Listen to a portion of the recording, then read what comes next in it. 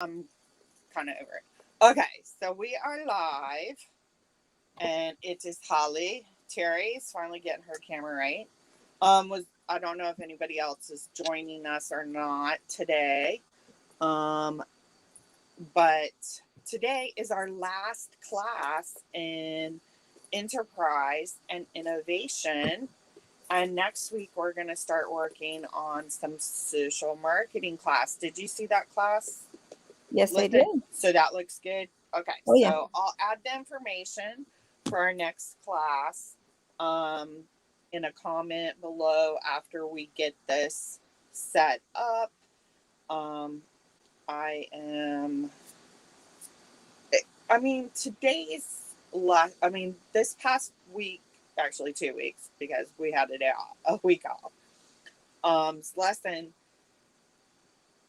It's kind of like one of those that you have to kind of grab for how it would work into reselling. But if you've worked in manufacturing, it's kind of no brainer stuff that you get right away.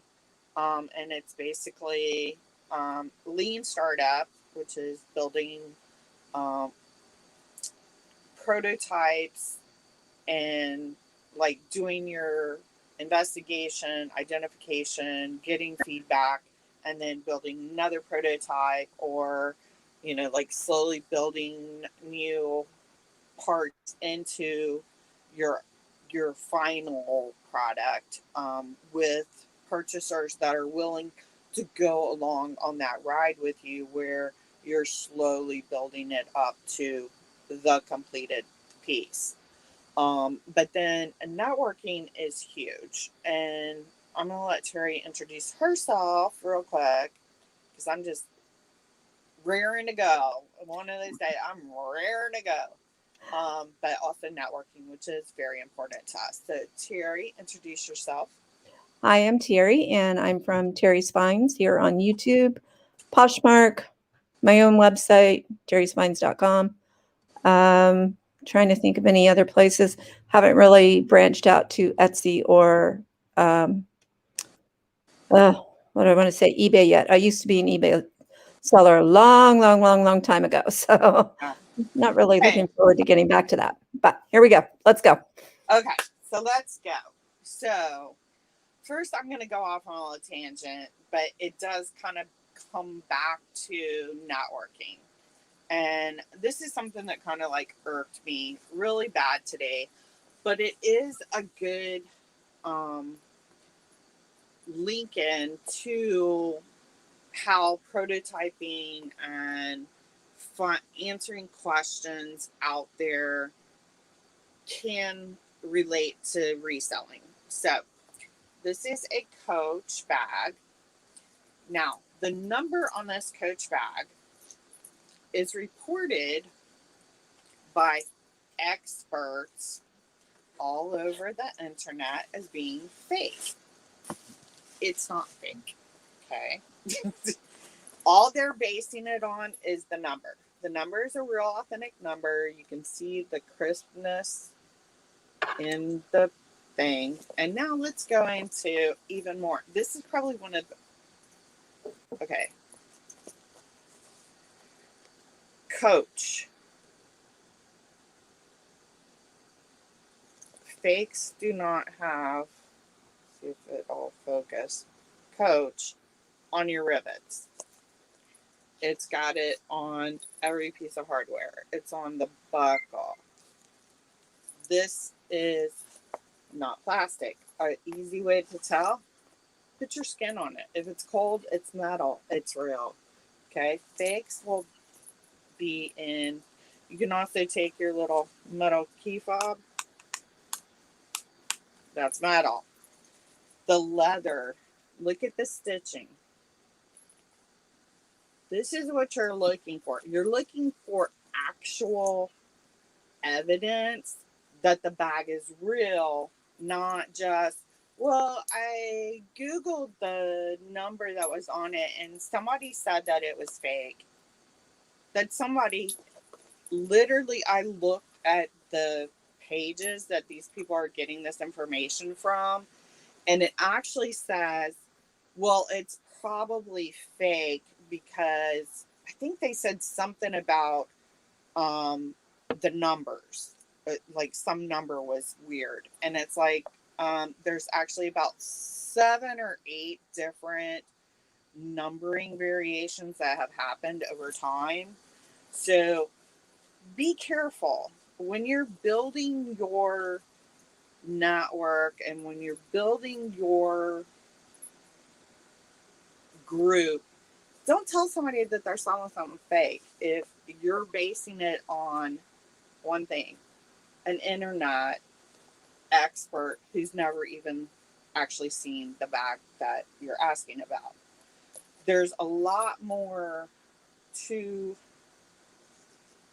authenticating something than just a number. And so that's kind of like part of what we have to build in our researching is making sure that you're not stopping at one way to research.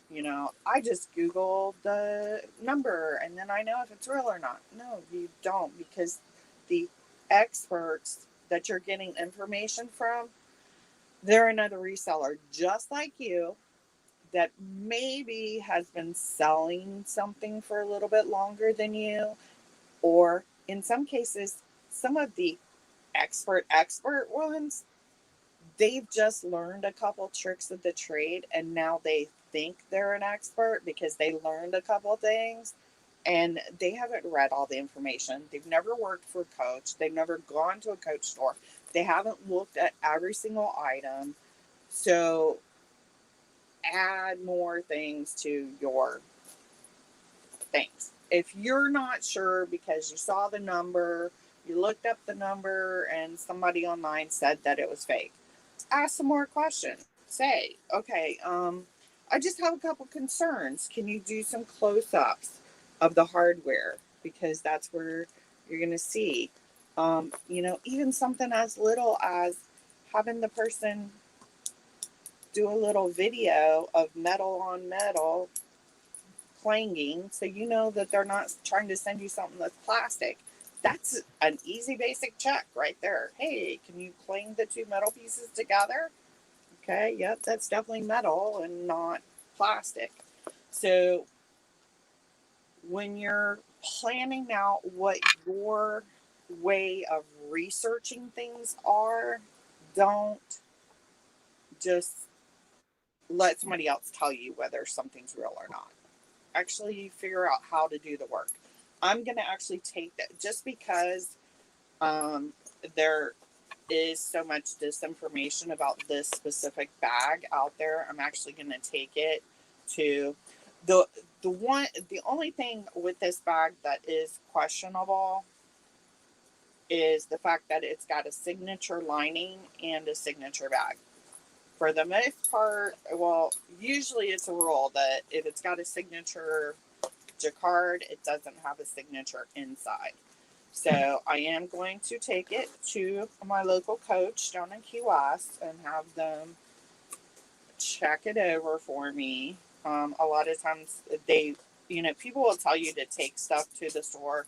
A lot of stores don't authenticate, but I'm going to go and check with them anyway. See if they can look up the model for me at least, because this is probably a really rare bag just because this size bag to have this metal and then even the rivets done, it's a higher end that isn't normally out there. I mean, even the rivet on the tag pull. Oh, and inside, this is so freaking cute. This is so adorable, actually. Look, the little tiny the pull tag inside. It's the little tiny hang thing, and it's also metal. It's not plastic. So nobody is faking a bag this size with those details. I'm just telling you right now. I'm gonna go in there and they're gonna be like, yeah, that's like a super rare vintage item that nobody has. So you could be losing out on getting a very special bag because you let other people do your thinking for you. So come up with your own researching plan. So for us, that's kind of like our product. Our product is not just the stuff that we go and find, but it's also the time that we invest in looking that stuff up, and figuring out how to properly research stuff. Anything for you, like where you thought the whole lean startup kind of the prototype comes into play for resellers? I'm trying to think of something that a reseller could Your actually notes. make a prototype of. Like there's several companies I used to work for that we actually did make prototypes for, but they weren't actually for a reseller, they were for us. So Right. Well, I mean, there's a lot of things that, because what you have to do, especially when you come from a manufacturing background, you do have a different mindset of what a prototype is. But actual prototypes in reselling can include your inventory system. That's a system. So a system can be as well as a tangible. So you can have prototypes, for your website. I'm sure, did you do a wireframe first? Or did you just use like one of the fill it in kind of already? I use WordPress, but I actually purchased a theme for it. So Yeah. So basically your prototype there is a click and go template, but as you oh, grow, trust me, this template was not easy. no, but I mean, I had to go not back to coding. You're the not to doing the the actual CSS coding. You're not making your own style sheets. You're not oh doing no, I that. did You because I make know how to style do sheets all on. that. Okay, cool. Like I can actually, my husband and I used to teach WordPress, so Okay, yeah. so that's an innovation on your prototype. Your prototype is the basic template that you purchased. And then when you start to go into adding your own style sheets and, that kind of zhuzhing up, that's more than the basic. That's the feedback in this case of your own feedback. Okay, well, I like that, but I want to make it a little better for me. So you are adapting. Even, I don't know if you've had people that look at it that give you feedback on, well, how do you think it's working? Yeah, I sent it to a lot of people to have them look at it, and they gave me feedback whether they liked it or didn't like it, and what And they thought could be better. And I mean, the theme author, I've been to him several times because he did some things that aren't typically normal of a typical theme author. So he threw me for a loop. So it was like, okay, learn something new. You're always learning. yeah, Yeah. exactly. And that just shows right there your resale business. You've already gone through the process of making a prototype. Your original bought the theme and put it out there. You've gotten feedback from people. You've made adjustments. You've gone to the original creator and had changes made there.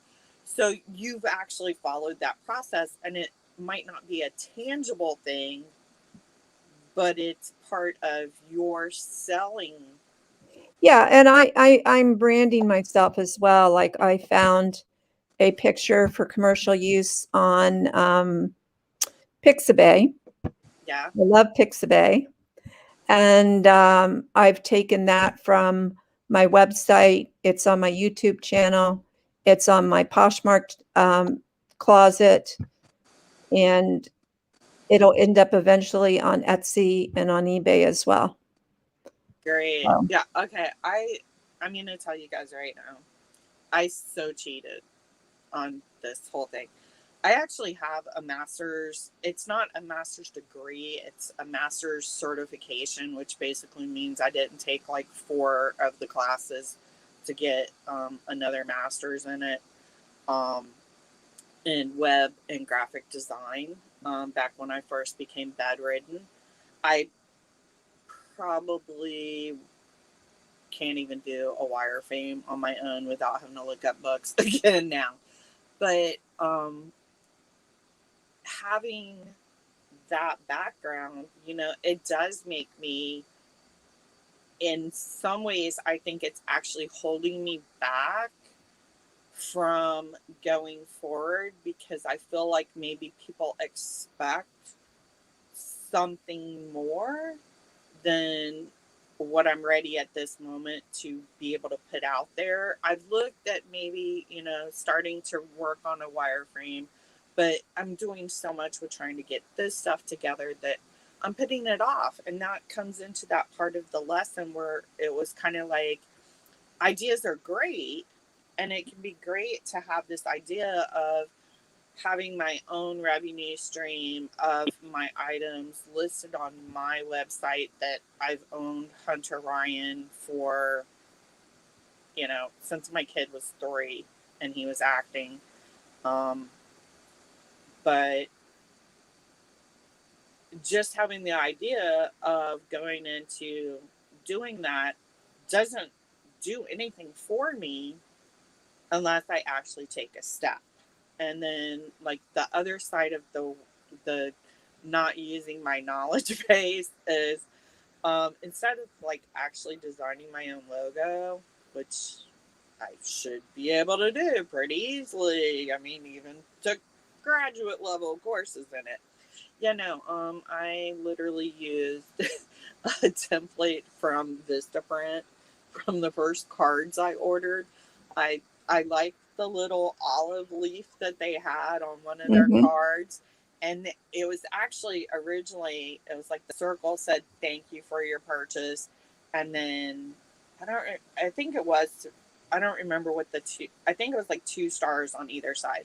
I'm like, okay, that's cool. I'll put Hunter Ryan across the top, and then I'll put 2020 since we started in 2020, and that'll be the logo. And so, yeah, that's how I got my logo. I basically stole it from Vistaprint, but I don't call it stealing because I actually bought the cards Exactly. from You bought the cards from Vistaprint. It was a them. graphic that they Right? provided you with, and that's the whole thing with Yeah.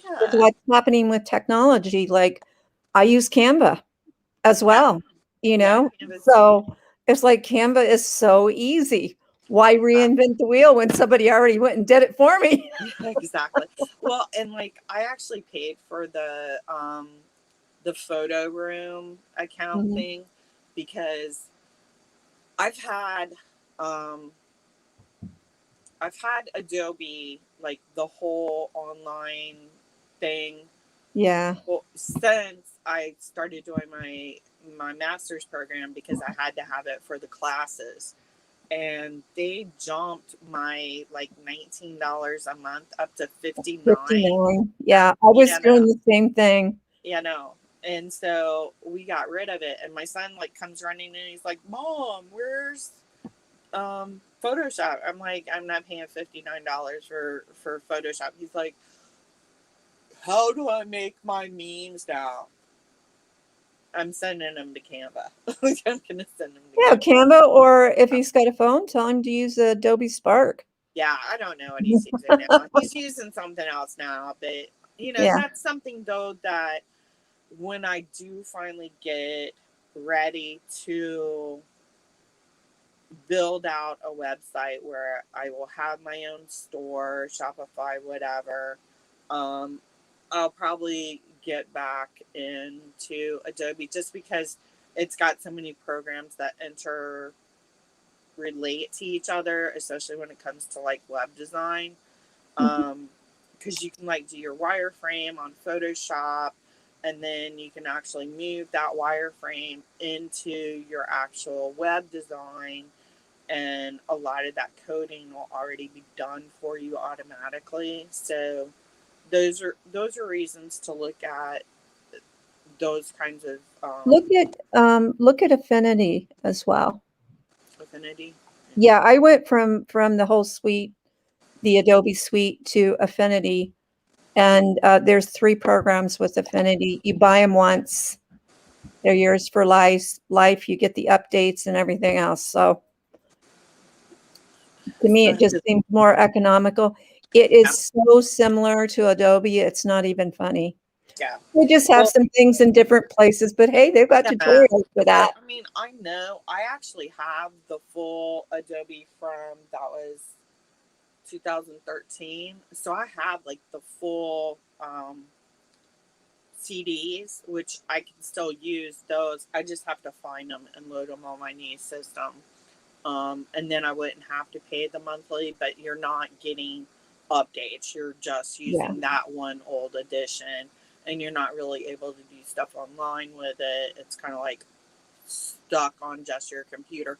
But I mean, that was still $2,000 back then, and that's Yeah. when you could still do either or. So I just need to find those discs because that would also save a lot of money. I can load it on our computers, and then we're not having to do the monthly anymore. Yeah, because Adobe itself, your account should have your actual license number for that. They don't get rid of that stuff. I still have an Adobe account that has the license number to how I first started out, right? So Yeah, like, but now you have to have the disc already to be able to load it back on your new machine, because otherwise they just tell oh, you. but see, I used to just upgrade. So then mine eventually went to, there were no more discs. You downloaded it from there. So yeah, in my account, I still have my very first online one, and it has my serial number for it, Okay. or So whatever you are want to you call the number using it is you that? Are you enter. able to use that then? No, they stopped supporting Mac on that one, Okay. so it's of no use to me. But they're like, when I went to leave, and they're like, "Can we talk you into staying? Can we give you this? Can we give you that?" I said, "No," and they said, "Well, you actually have 3 assets here that we can help you with, because your serial numbers will always be here for them, or your license numbers, whatever they are." And it's like, yeah, I know where they're at. Don't bother. Well, I don't. I think that's my problem with that is that I don't even know what my count would have been for the original disc, because the account that I had that I've been getting was originally set up by the VA work study program, or not work study, reemployment program, because they had to pay for it because it was Yeah. part of the training that I was going through. Well, if you have all your discs, you should have your license number on Yeah, one of that's where I've just got to find the disc where they're at, them. because I know I didn't throw them away. I may have given them to a friend though, so I need to check with her and see if she has them. So, because she's a photographer and she's an awesome photographer. Um, but and that goes into our network is Mhm. when we're trying to figure out if our process is going good, who network, who are we getting ideas from. I do want to go back to the process part of one I think probably the biggest process that we all need to keep in our minds as evolving always to use one of our friends' names, evolve, because we always need to be evolving our inventory process. So in the whole inventory process, you don't just have like how you're putting your stuff together into your storage bins or whatever. I mean, it's everything from how you source to how you process your source, how you then photograph, how you list. Are you going to be hiring people to do photographs? Are you setting up your racks so that you have only the same style of clothing, or are you a source weekly and list all that stuff? So, I mean, this is something that most of us, when we start, our sourcing is from our closet and our house. So that's going to be somebody who isn't really going to stay active, probably as trying to build a business so much as just get rid of stuff out of the house. Um, we noticed that like within the first month or two, you either know if you got the bug or not, because your house starts filling up quickly with stuff that I'm gonna sell, and then it just gets bigger and bigger and bigger. So we evolve from, like, in my case, I had a bunch of black, big, sturdy, heavy duty bins that I had from Hurricane Irma. Um, because my house was pretty destroyed by Irma. So it's kind of like I went and bought these bins. It was like shove everything in the bins, seal them up so we didn't get any mold growth on those items. So I had a bunch of those bins, even though, I saw like most people were using clear bins. It's like, well, before I invest the money into that way, my prototype is I can use these bins I've already got here. And so, I started off with, okay, I got these little black bins. I've got different stuff in there. I've watched 25,000 other videos on how to be a reseller and how to do inventory. So I'm just taking pieces. I don't really know what I need right now because I just started, kind of thing. And it's like, as it starts to evolve, you start to realize, okay, I definitely need more space than this room with 3 shelves. Okay, let me build a room. Okay, well, the person that was supposed to finish the room hasn't come back, so what do I do now? And oh wait, I've ordered 13 200-pound boxes of bulk along with 1,150-pound bale. So I've got a lot of stuff, and I need to figure out a way to look back and say, okay, like time and motion studies, big thing for me, just in time. You also are from a just in time and ISO 9000 background. So you understand that of my biggest problem is the bottleneck of it got photographed. Now it's sitting in a pile over here. Mm-hmm. I need to get it put away, but to put it away, I'm assigning SKU numbers. I need to have a place for it. So being able to just say, you know what, I'm not gonna be worried about making a bunch of money right now this month, and now it's this 2 months. I need to get my stuff in order so I have a smooth process so that I can take something from, I've already got these in bags so they're not going to get messed up when I put them in my storage in upstairs.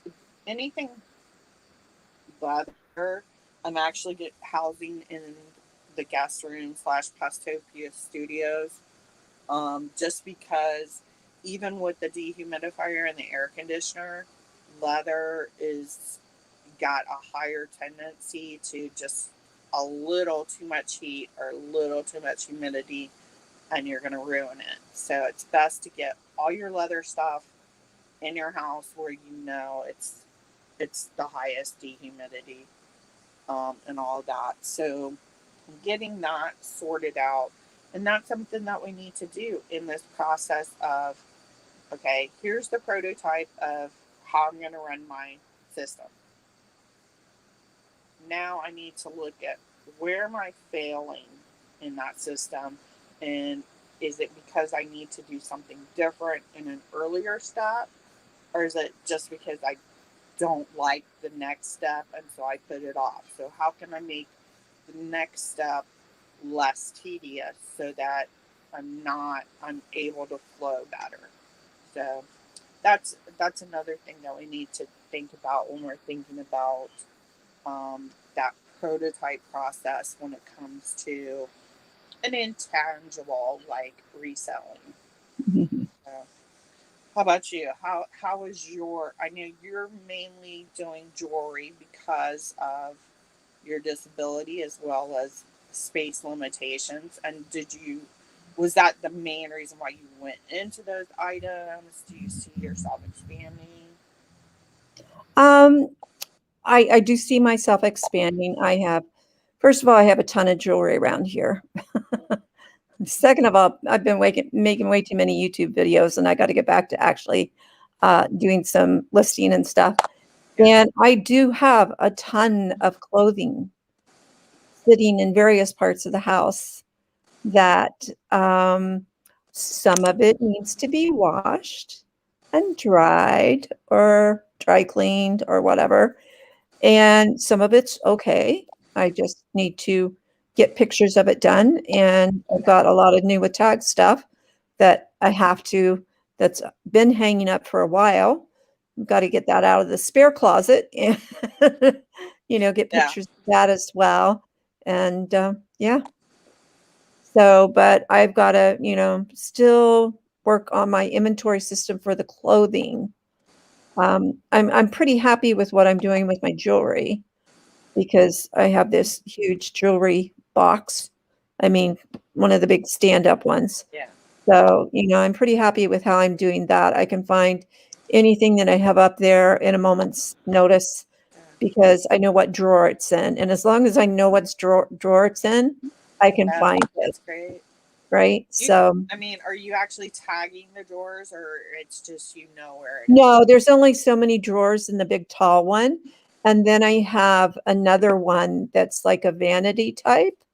So there's only 3 drawers in that one. Okay. So, So yeah. you kind of know, like, do you base it on metal type, or like, do you have like certain drawers or for certain Yeah, yeah, types? certain drawers, like, all of my, new with tag or new without tag, it's all in one drawer, right? And then depending on whether it's bangles, bracelets, things like that, those are in another drawer. Any of the big bulky stuff go in the really uh, All which way right. am I going? Thick drawers, the deep drawers. And because I put everything into the big Ziploc freezer bags, right? I will individually bag in the little bags because we have a dollar store here called, I'm in Canada, by the way, guys, Dollarama. And you can go there and you can buy whatever they have in stock, which sometimes isn't a lot, or you can just go to the website and order a whole case, which is Oh, what I did. I got to figure out where I put them. I ordered on Amazon because I have a few things of jewelry. Like, I got some of the jewelry boxes from Goodwill and stuff. Um, and I need to actually, and I even bought like the little stand and stuff to do the photos of them, but I've kind of put those um, off. And I I got like the little fabric bags for jewelry. Oh, yeah. Yeah, so I got a bunch of those on Amazon. But the bad thing for me is like I order stuff that I need. Like for these guys, I normally am putting a hang tag. It's like the little paper tags. I normally put the paper tag, and it's like I write out the um, the name, the type, and then the measurements on that little hang tag. And then in the purple marker, I put like my SKU number on the other side. Well, I can't find my little tag, so I'm doing this for right now. But I just ordered another box of them, and they came in. I don't know what I've done with it. I've got like 4 bottles of this one cleaner that's really good for getting ink off of leather. I have like 4 bottles of it because I can never find it when I need it. So that's like a big part too of getting my space so that it actually works for me, so that I'm Mhm. not doing this.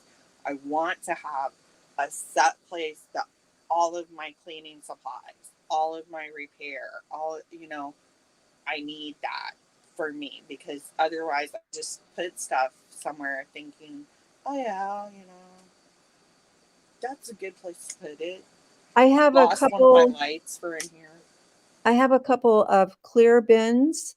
I Mm-hmm. have a table in the room that I use as an office, and I have these clear bins that I have things like cards and cleaning supplies and things like that. And they have lids on them, and then the handles just flip over top. I got them at Walmart really cheaply. And two of them just stack under the Yeah. little table I have there nicely. So that's Yeah, what I do I with have this kind of stuff. I right now, a lot of my stuff that was in here, that was in my original box gathering my supplies. I like one of my big bins. I have that already full of stuff. But then some of the stuff I haven't put in that bin. But I mean, I have a lot of stuff because I also do rehabbing. So I Mhm. don't just have polish and, your basic cleaning supplies. I also have deglazer and glazer and like 25 different colors of shoe cream and another 30 of leather dye, so I have a lot more than just the Yeah. basic, and that's why I need to get like a setup area. Okay, these are all my cleaning supplies. These are all my rehab, basic rehab. These are all my advanced rehab things. So I have my stuff not just in a place where I can find it, but also organized by what it's being used for. So Hmm. I'm not like having everything mixed together and having to go through 27 dyes to try and find a paste, you know. So Yeah. that's part of why I need to like start putting up my shelves and everything in here the way that I want them, so that I can do that, so I can build in those cases and have. I did get like this really cool. I think I told you before. It's like an entertainment center. It's got Hmm. like a high thing and then two. Um, it's like a double shelf on either side that my neighbors had put out. And because it's high, it works really good for me because I already have like high chairs upstairs for my dining table, just because it's something that works good for me. Because if I kind of want to be able to lean, but I need to take more of the pressure off of my tailbone, I can like have one leg down and kind of a butt cheek up on those Yeah. taller chairs. And so I was like, okay, this is perfect. I can use this as my workspace, and it also looks nice. So the way that it's going to be set up in here is that the back wall is going to have shelves that they're already sort of made. I just have to finish them. Um, and those will have my bigger bins on them with like jeans and stuff. And I've got these curtains that are going to be able to be drawn in front of that. And then I don't know if you've seen my Poshtopia sparkly sign up in. No. Okay, I normally was doing my videos and stuff in what I call Poshtopia Studios, and I have like a sparkly background, and it's got this big Poshtopia sign in like pink sparkle. Well, I got a like a silver blue sparkle one that says Hmm. Hunter Ryan, and that I'm going to set up in here. So when I'm doing my how-to videos, as I'm actually going through the process of rehabbing bags and shoes and that kind of, and leather coats and all of that, I can actually have that as my background down here, and I'm not taking stuff upstairs to, so that way I have two studio things. Yeah. Um, but also having that, and then because we're gonna do the kind of how-to videos down here, and can also do unboxings down here as well too once Hmm. that's cleaned up over there. um I actually found, in even though I have like the woodwork with it upstairs, they had the coolest, it's like a gold kind of leafing look, those high chairs, and then it's got like leopard print, um, words, fabric covers for these two chairs. And so I got the two of them, and I told Lori, I'm like, look, we can have like these cute matching chairs for doing videos now. So, you do that too. Like, you go out to get sourcing and you buy chairs that you don't really need and you can't actually use right now because you don't even have your shit together.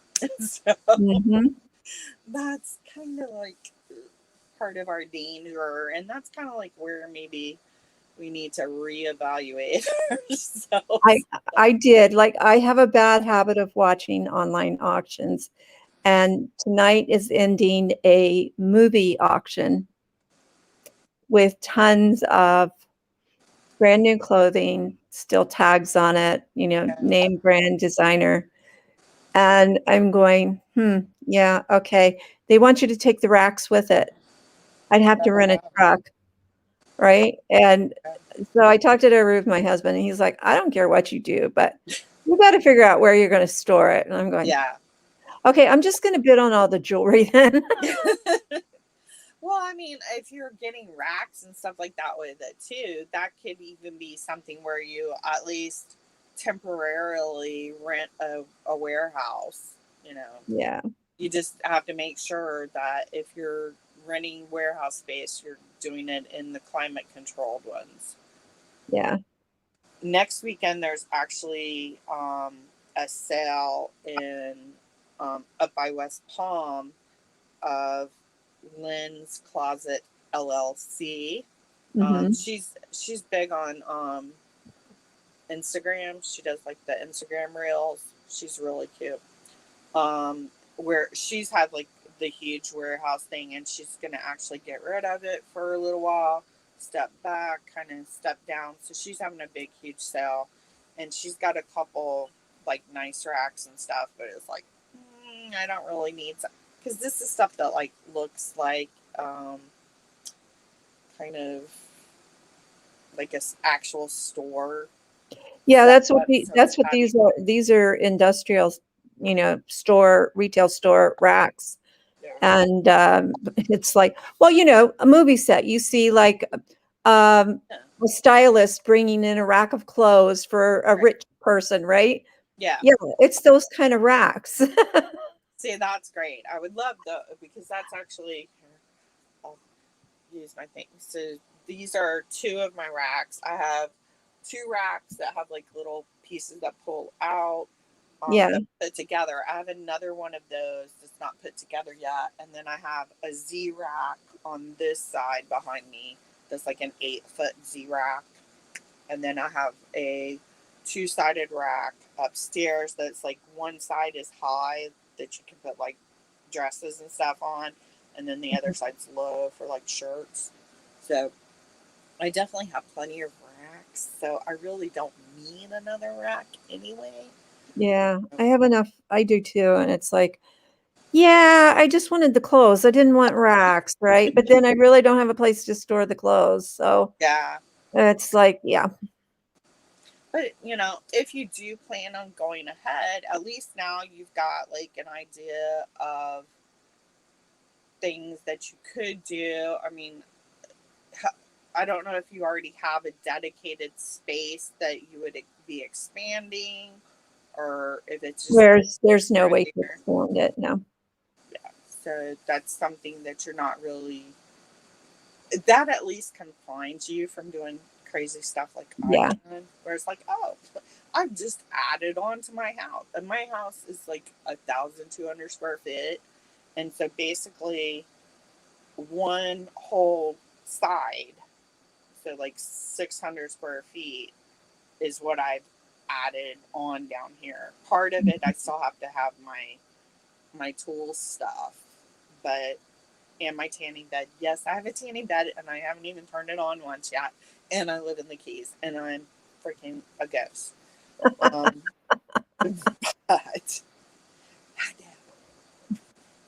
excuse me. Well, I saw your picture of how you keep all the shutters and everything closed, so your house is dark. No wonder. But oh my god, but well, I keep like the back, but my house has east-west exposure, and it gets like ridiculously hot. When we had them open on that side, um, our electric bill would be like $400 a month because it Yeah. just heats up the house too much. Because these are manufactured homes, they're not, like the block housing that has at least a little more insulation. So we have to kind of do that, not just to keep it dark and cozy, like a little warm hug, Yeah. but also, to keep down the cost on keeping the house cool. Like, Yeah, we have a east-west as well, but I don't know if you've heard of the Niagara Escarpment. Well, it goes way north of Niagara Falls, which I'm not far from Niagara Falls, but we live in the escarpment, so we're on a road that goes downhill. So our yard goes down like this. But across the street is a great big hill that there's a great big mansion up on top of. So yeah, it blocks our sunsets. oh, So we don't have to deal with a lot of heat at night, like in yeah, the afternoon, right? So, because it does block a lot of the sun. yeah, no, we have, Yeah. and it's kind of weird because, like, during the winter, so this is the east west, and then the long way is north south, North. north south. Um, so like during the winter, this side, which the main reason why I was putting it over here was because at the time that I was putting the room together, that side was getting all the sun because the sun was like on that side of the house. I'm thinking, oh, okay, that side anyway, it gets more of the sun. And then not thinking about the fact that in the winter, I'm actually getting more on this side. Um, but the summer, it is actually worse over there. And so, I mean, it kind of works out a little bit better for me to have the workroom part over here and then the storage over there. Um, and I kind of figured out why my electric bill went to 400, almost $500 this last month. And it's because I had things on continuous for the dehumidifier, thinking that Um, that was just continuous, as in use the hose instead of the bucket. No, that meant just run nonstop.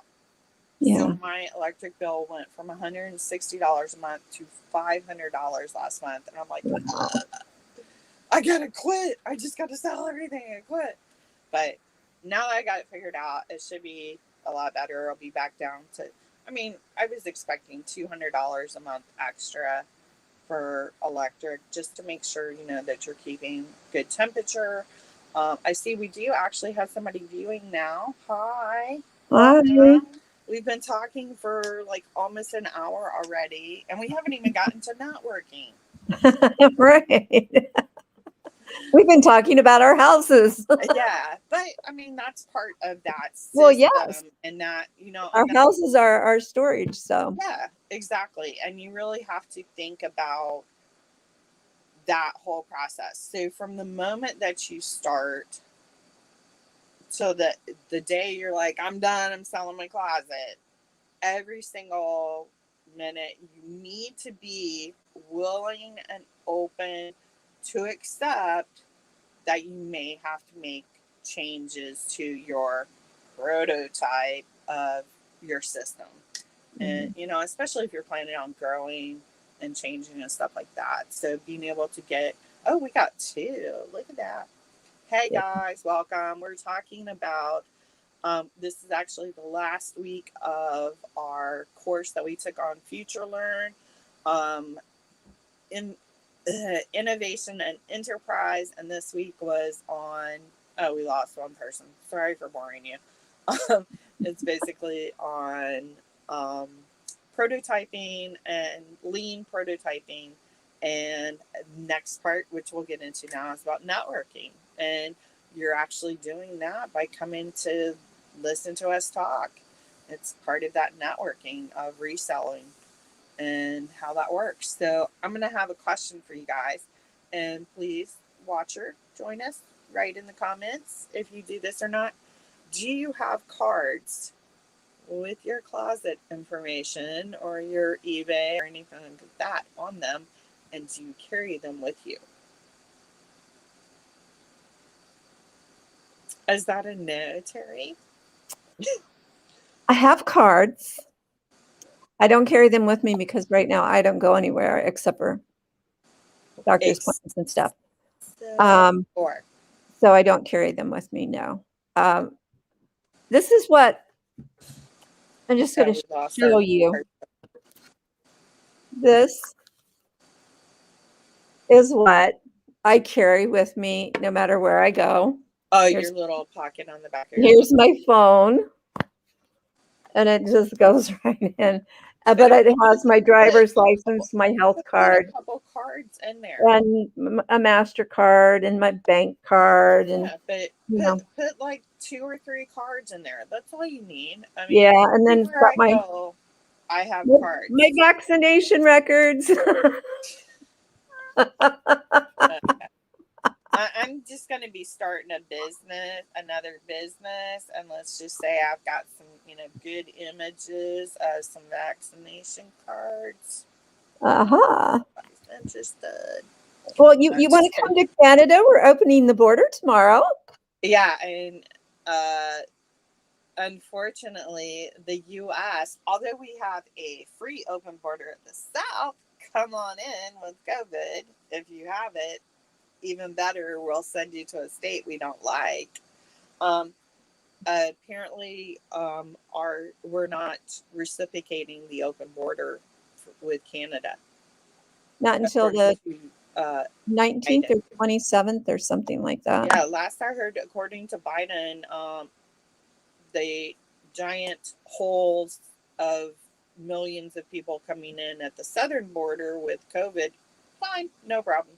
But our Canadian brothers and sisters are still. Oh, he's just mad because Justin wouldn't open the border sooner. And you know what? If he doesn't reciprocate, I'm sure Justin's just going to slam it shut. Because I know the Premier of Ontario, Ford's not for it. Yeah. And we have the most people in Ontario. We got to not do politics. No. Let's not do politics. I really don't like getting into it. That's something that we actually had to adapt for too. This last year, some of us started during it, so it wasn't really an adaptation. It was like, we built our businesses based on a pandemic model, kind of. Which could hurt going forward, because now that people are able to go out more, sales that we kind of had gotten used to that are dropping off as people are able to go out more. It may not be just the summer slump. It may actually be people are going and they're getting really good deals in stores because stores have too much inventory because it didn't sell for the last year. So, they've probably done smaller orders of items in as well. So here's an interesting scenario for you. Yesterday, we decided to go look at new cars.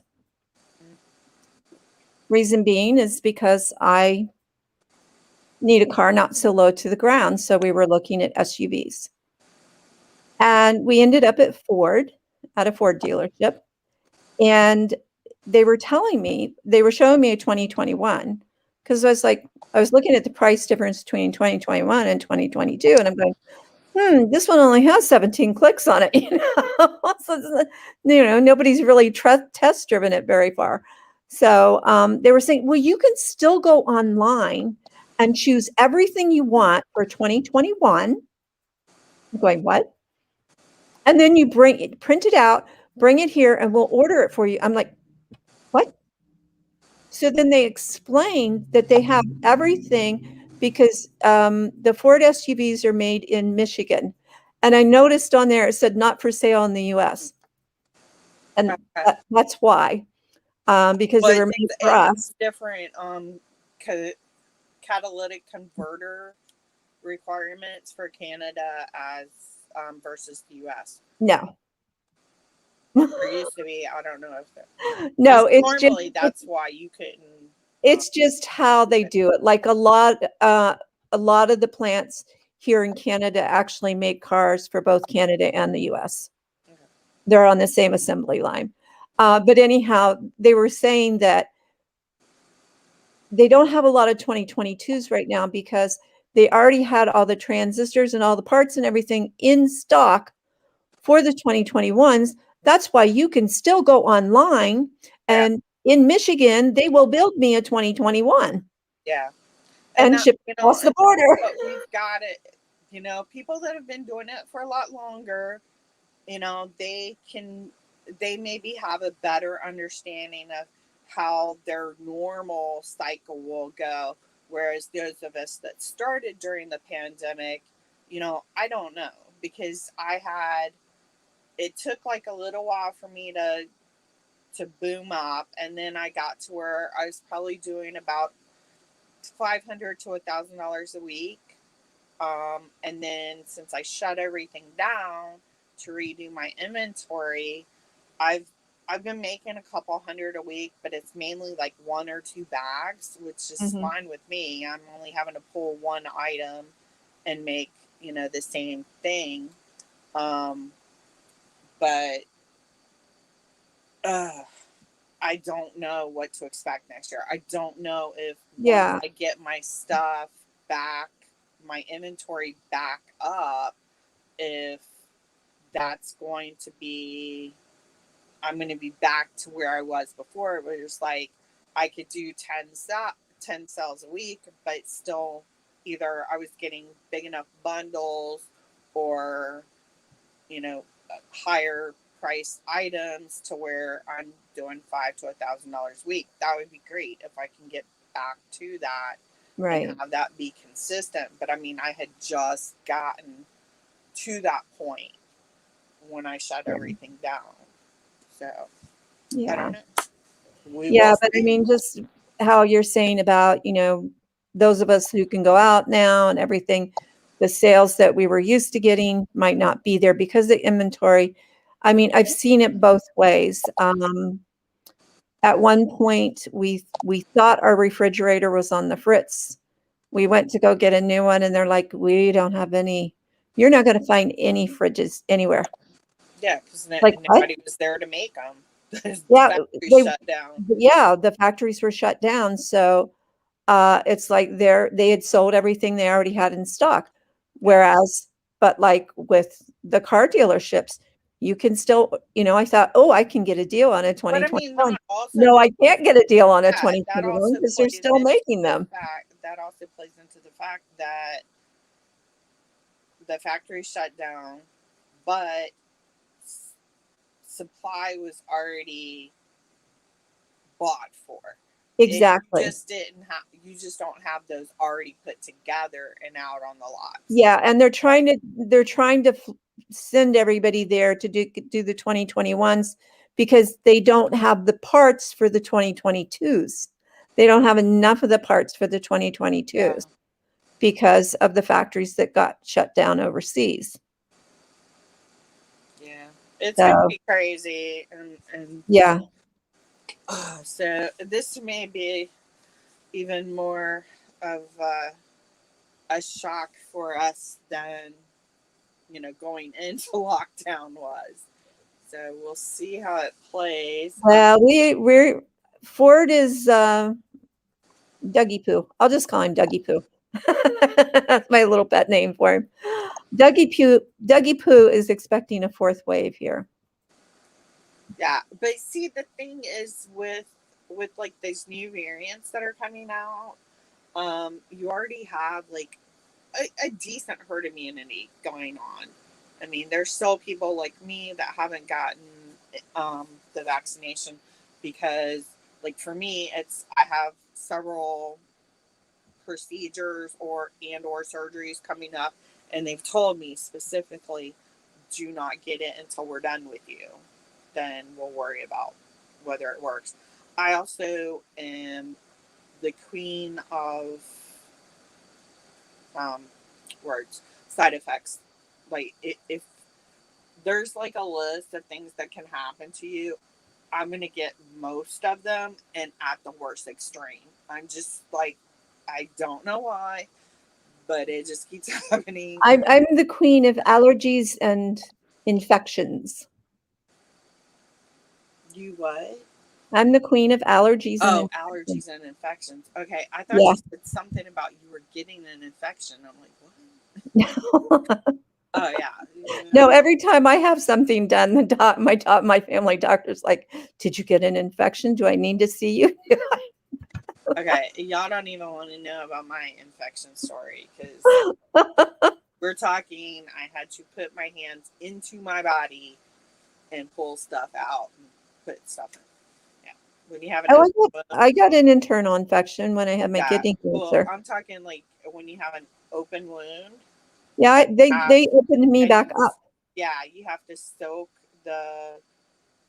like I had these sterile strips and I had to soak them in this bleach water stuff, and then you like Oh, shove them into the wound. And here you they have to have. pack it really, really tight because it helps make sure that it compresses. Yeah, here And we have a service that comes in daily with the nurse. yeah, well, see, the nurse was only coming.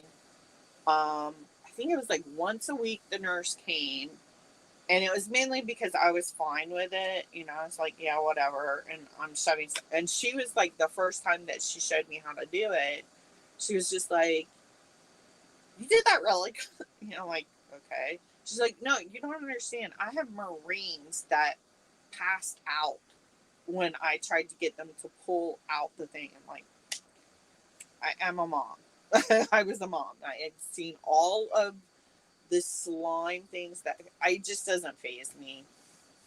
If somebody is throwing up, that's the only time that I like have to be like woosahing through it so I don't join them. But anything else, yeah, whatever. Yeah, you want me to shove my hand up into my gut and pull out? No problem. Got it all day.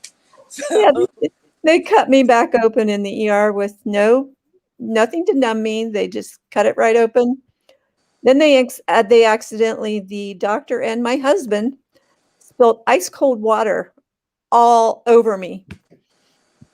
I was laying there freezing. They that's didn't mean to. The doctor asked Ed to pass him this can of water, and they didn't hand it off too well. all right. Okay, let's get back on track.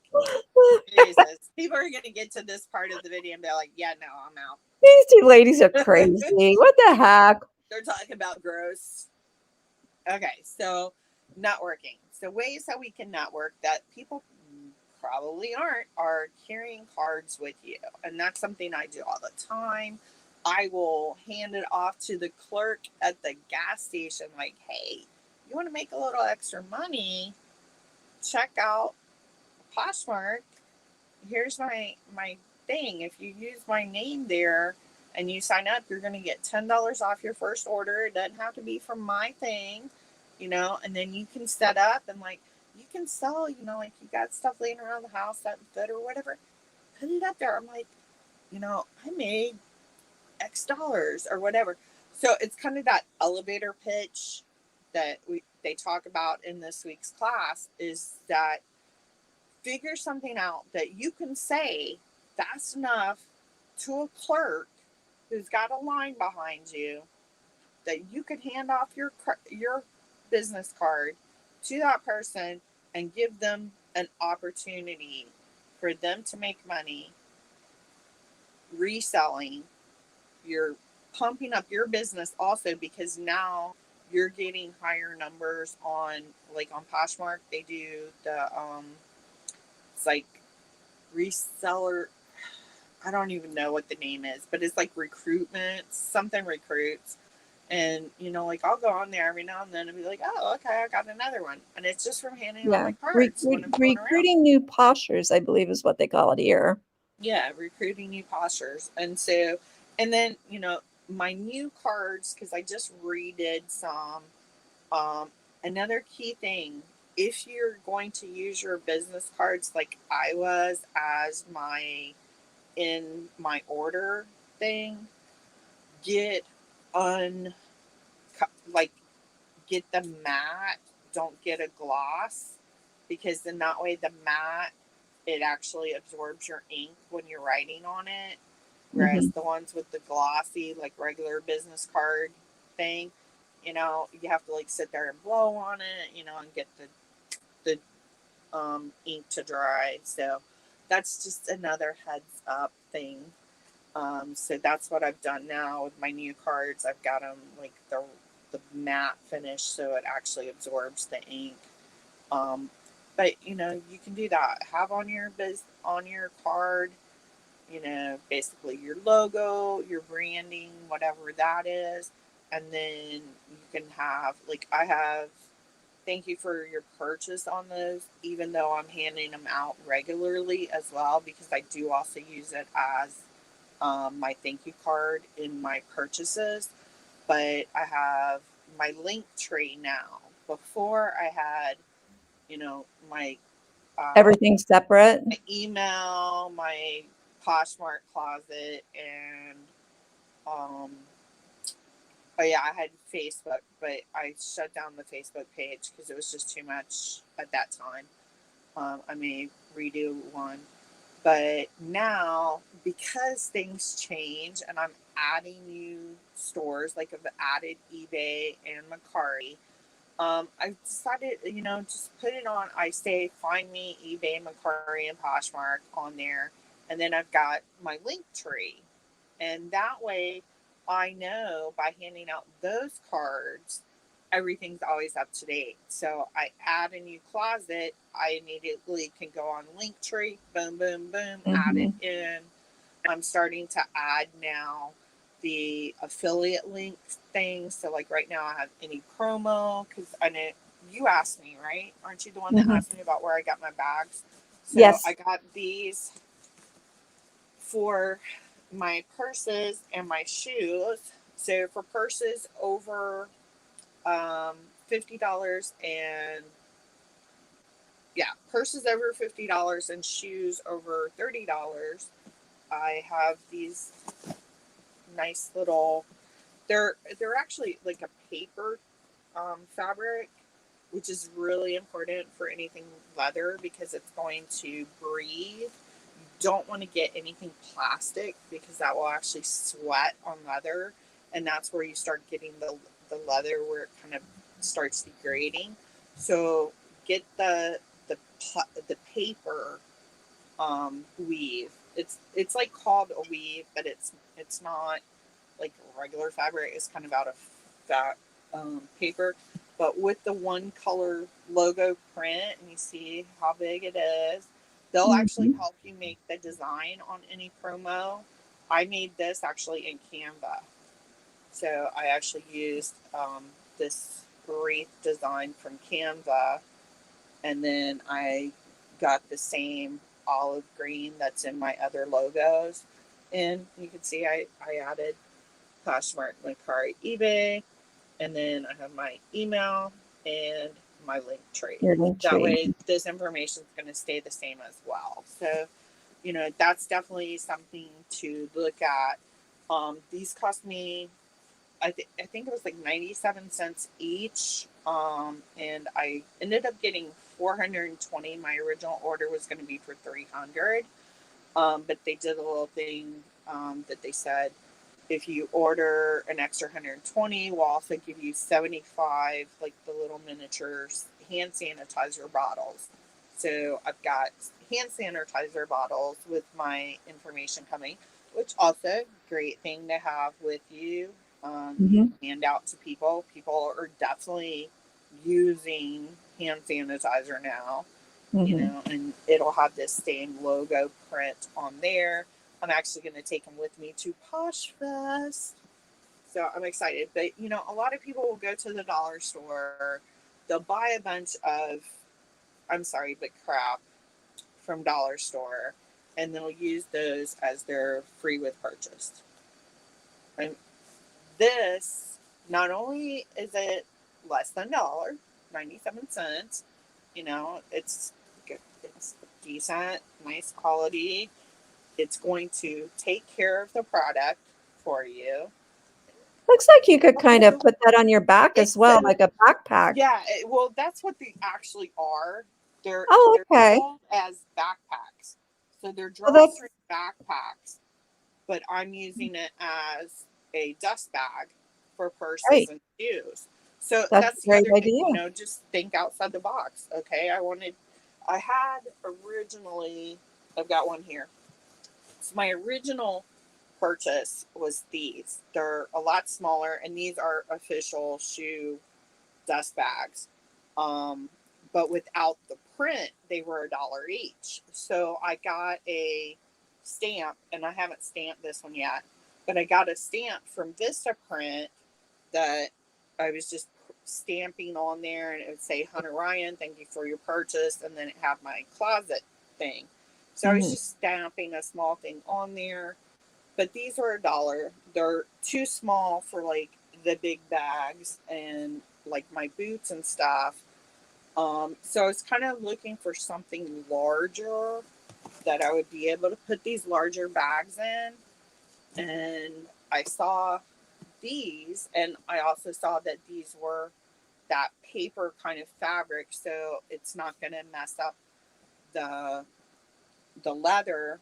And I mean, you have this huge logo. So now this is something that somebody's going to use. If you're buying a nice bag or a nice pair of shoes, you're going to use, if somebody's sending you a free bag to keep it in, dust bag, you're going to use that. So now I've got space in their storage area for their purses and their shoes Mhm. with money. So you go in and you're looking at your purses and your shoes, and you're like, I need a new bag. Oh, yeah, I got that bag from here. And they've already got my information.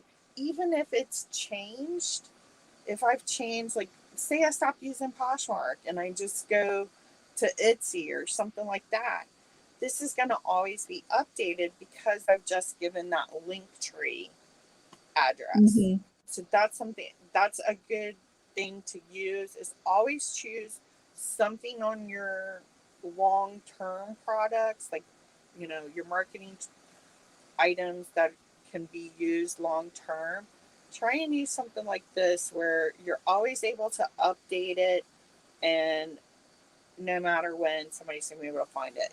I own Hunter Ryan. I've owned Hunter Ryan um, for almost 20 years. So, um, that I know I can put that email on here because I've had that email forever, and I will never get rid of it. Um, so that's something to think about. And it's a good way to also build your networks, because now you can make friends with people that maybe they're buying something from you, and then they later decide to get into reselling, and maybe like, oh, that person was really nice to me and gave me a couple ideas.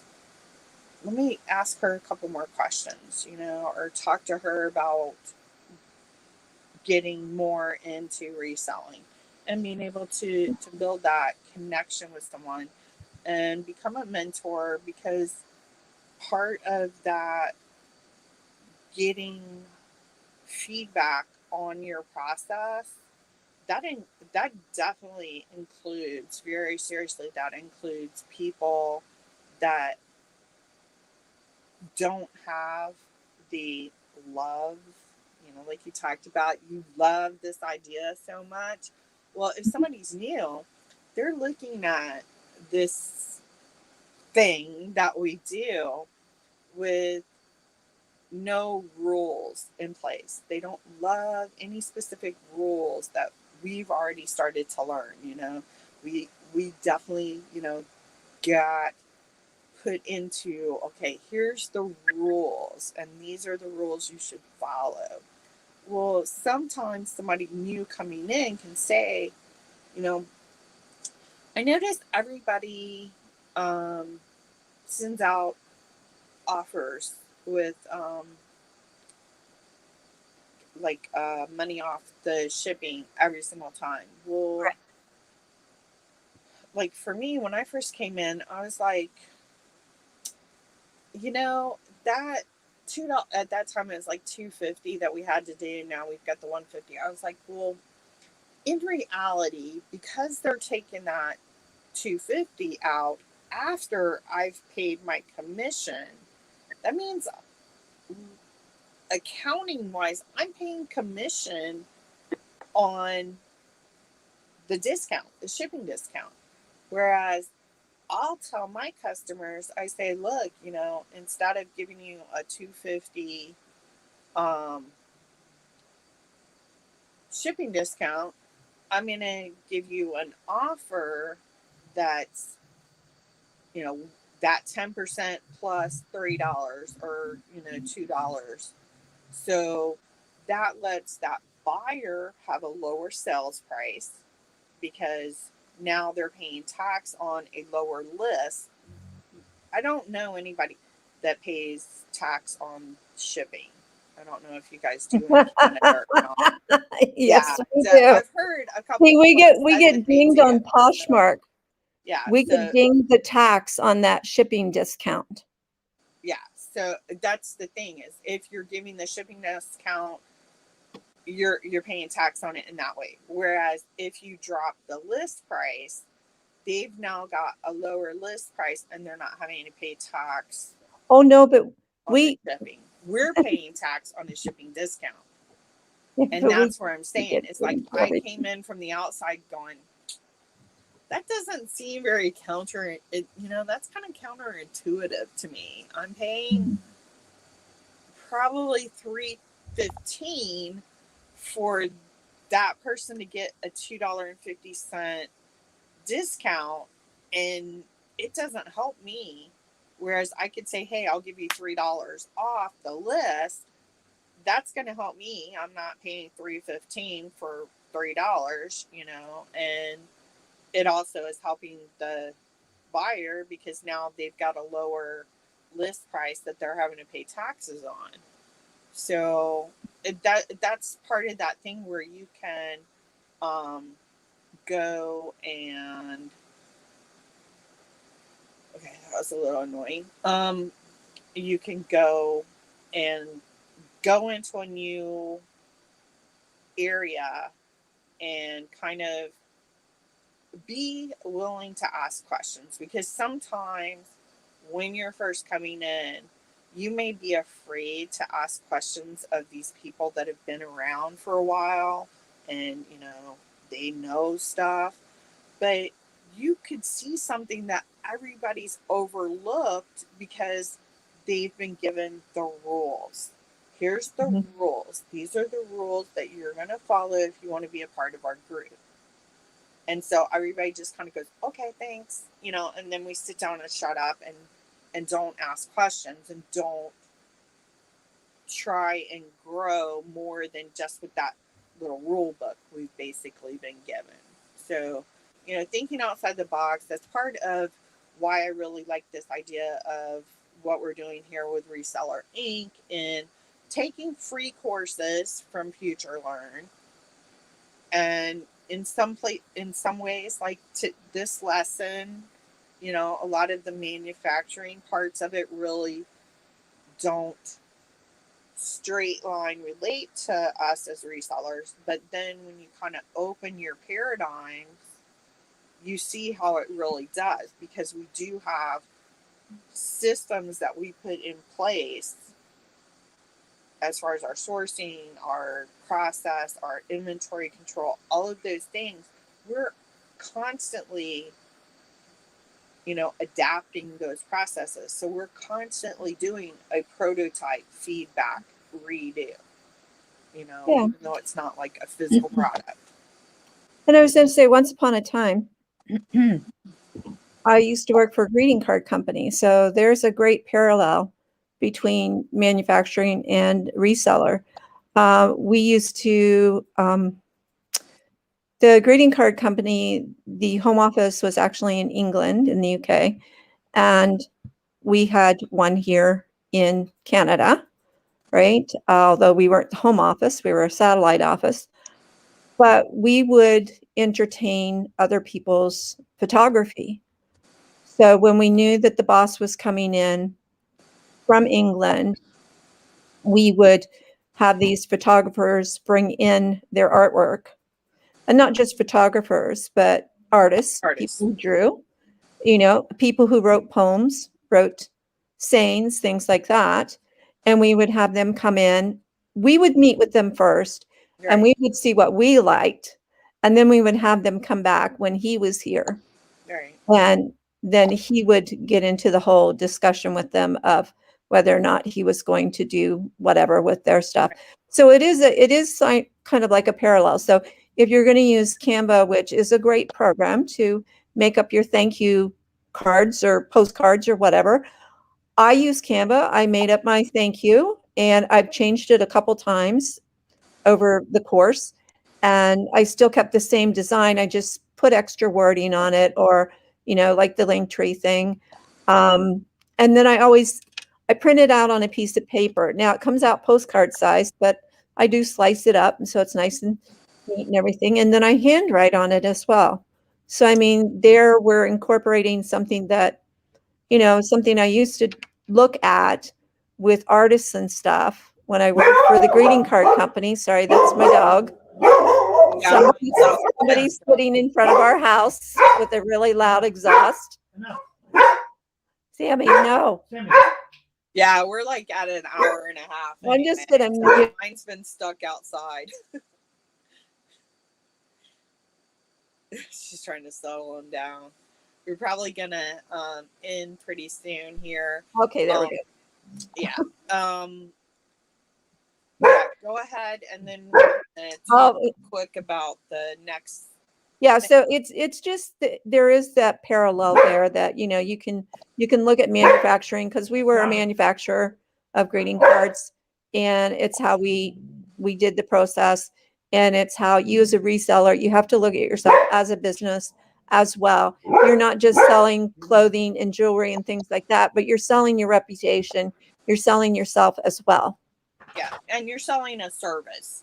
That's one of the things I put on my thanks for the little messages I send out when I get likes, is that I'm willing to pull things. Just let me know, like, if you're looking for specific styles, sizes, those kinds of things.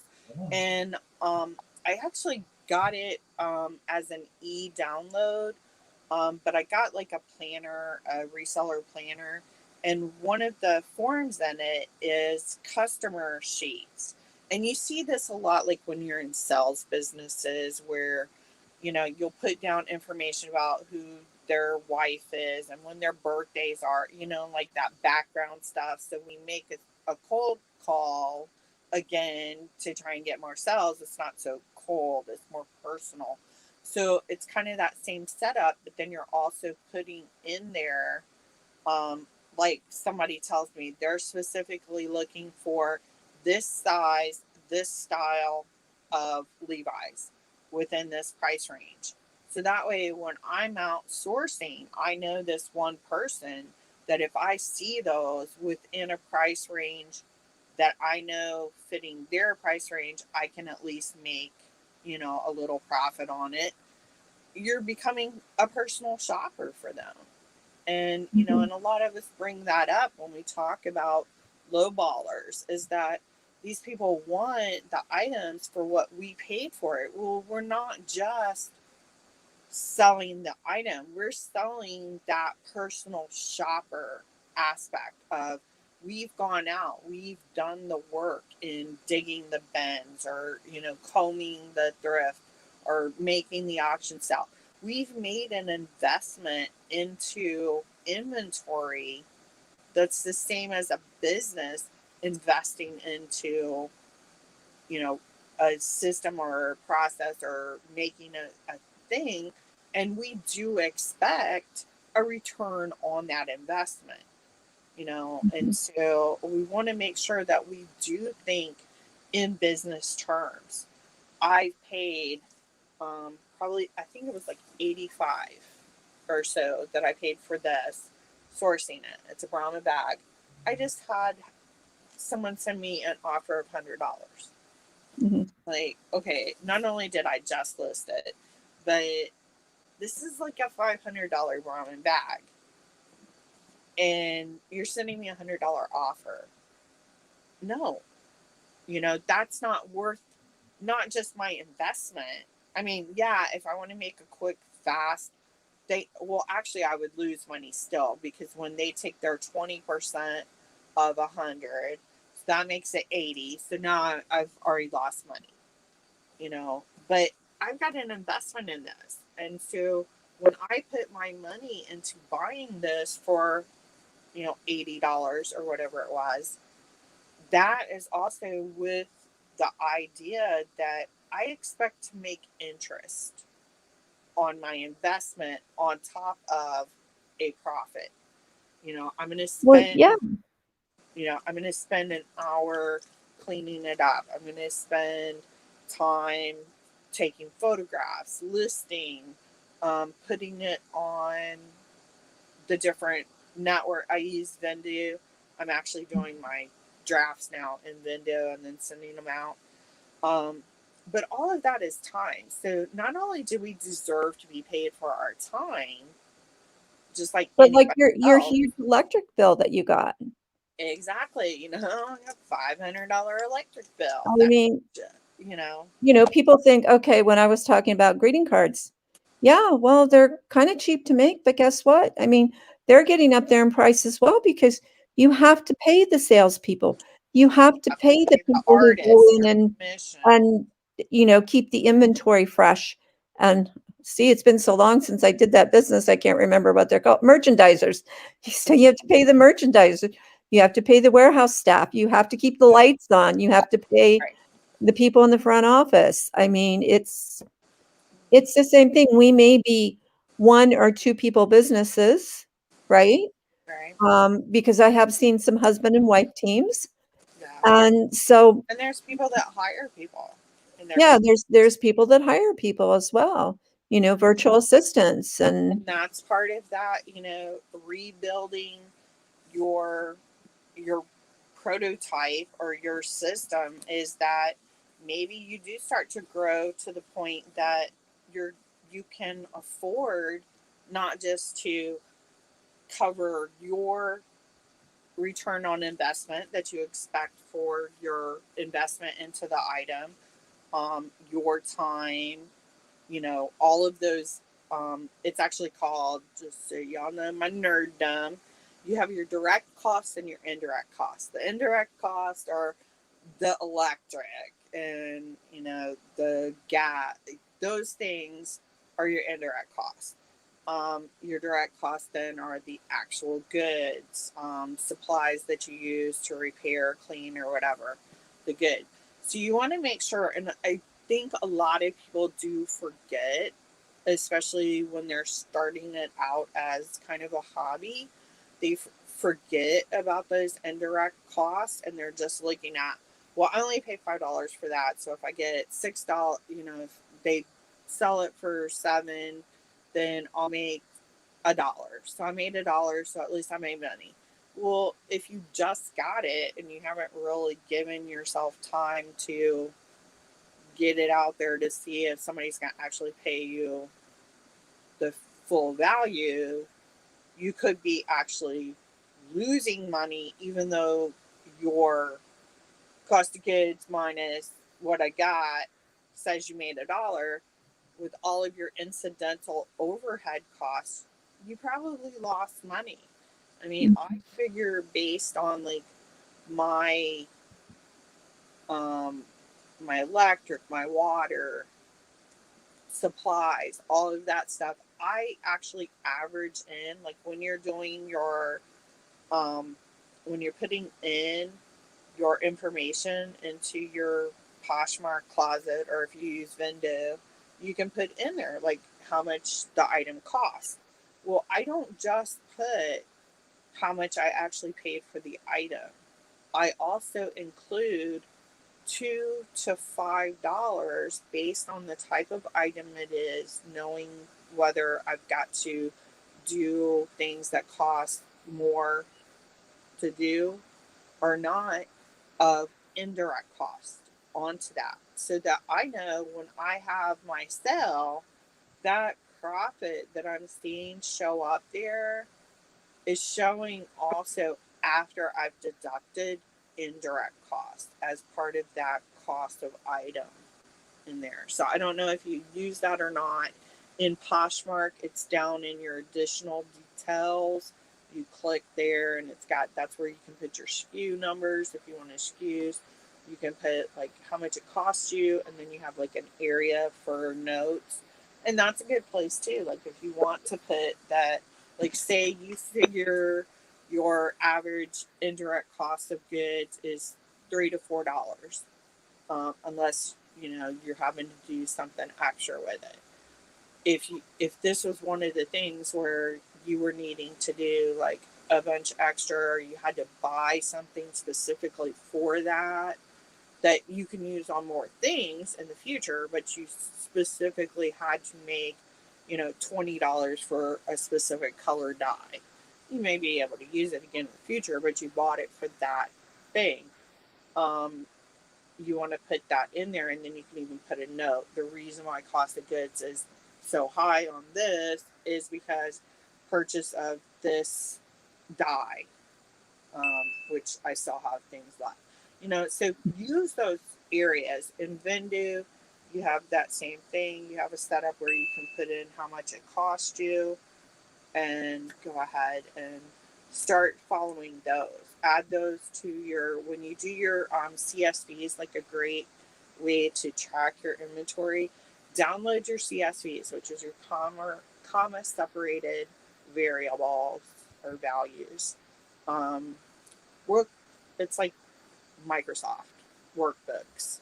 And you can download those from your individual platforms. If you use something like Vendu, you can download it from Vendu. And I like with Vendu, you're covering everything. So it's going to have everything that you have in there, whether or not it's listed on a site or not. So like when you download your inventory on Poshmark, it's only going to send you your inventory that's active at that time. So like you're not for sales, like maybe you're holding an item for somebody, that's not going to show up in your inventory report. So if you don't think about it, that's another reason why I really like, oh my gosh, what is going on here? Oh, I'm getting like 27 offers. Wait a minute. This has got to be fake, because I've got like 5 offers here for, maybe. And I was just going to say, like, Vindu's not in Canada. I can't wait for it to get here. Yeah. But when someone, as Holly just said, she's getting offers, if you're not using a service like Vindu or something like that, and let's say you don't even have a spreadsheet or whatever, and you're just using the Poshmark Extra where you put in the SKU and your cost and everything. If someone makes you an offer, or if someone gives you a like and you want to respond with an offer, before just going and saying, hey, here, I'll give you this offer of X amount of dollars, Right. edit your listing, scroll to the bottom, open it up, see what your costs were. Now Right. think about that offer before Yep. you offer it to them, and then just back out of it, and it doesn't show that your listing has been edited. So just back right out of it, and then go make your offer or give them a counter offer. I mean, and as Holly had a lowball offer as well, I did too, on a brand new Kate Spade new with tags purse. Someone offered me $25, and then a minute later they upped it to 50. I'm like, yeah, I don't think so. Yeah. I paid more than Yeah, $50 for it, It's new with tags. Come on. sorry, hold on.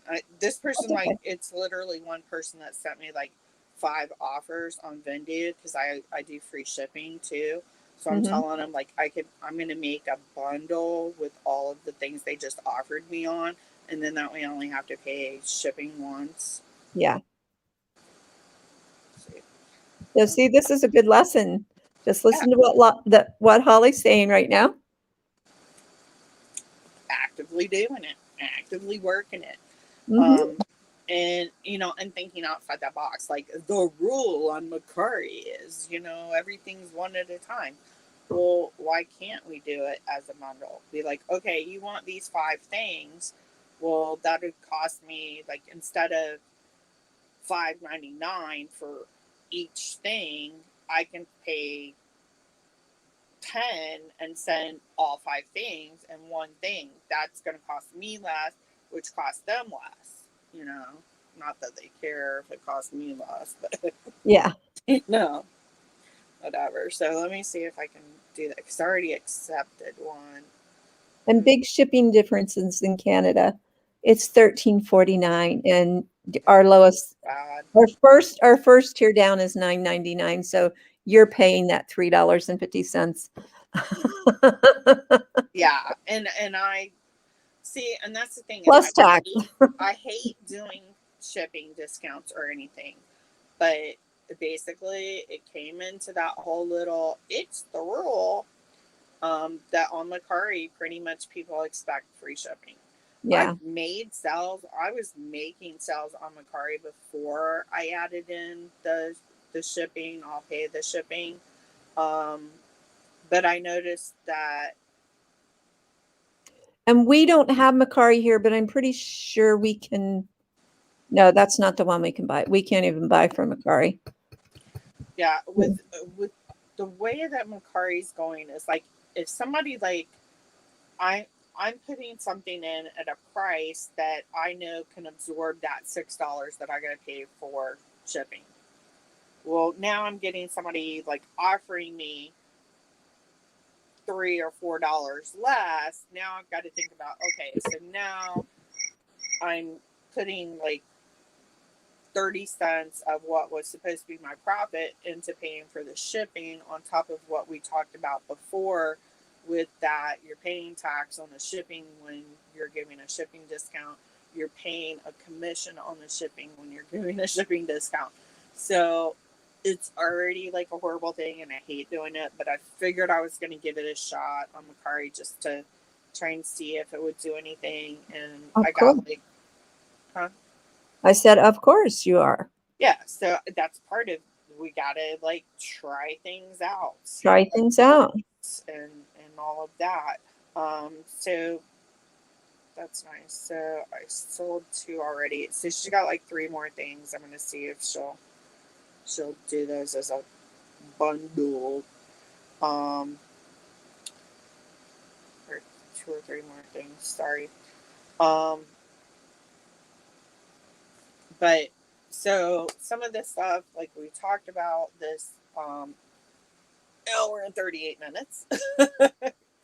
Hopefully, it's not dark outside yet. My dog is probably sitting out there in the dark. Oh, it is for us, but we have that hill there, so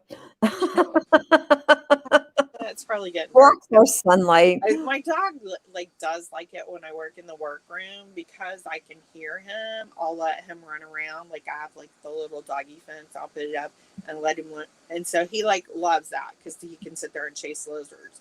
When I'm Yeah, on the other side, I can't hear him, so I don't really want him out there as yeah, well. So like he either has to be in the house alone or he just has like his little bed and he needs to sit there with his little chew thing. There's not really much stuff he can look at.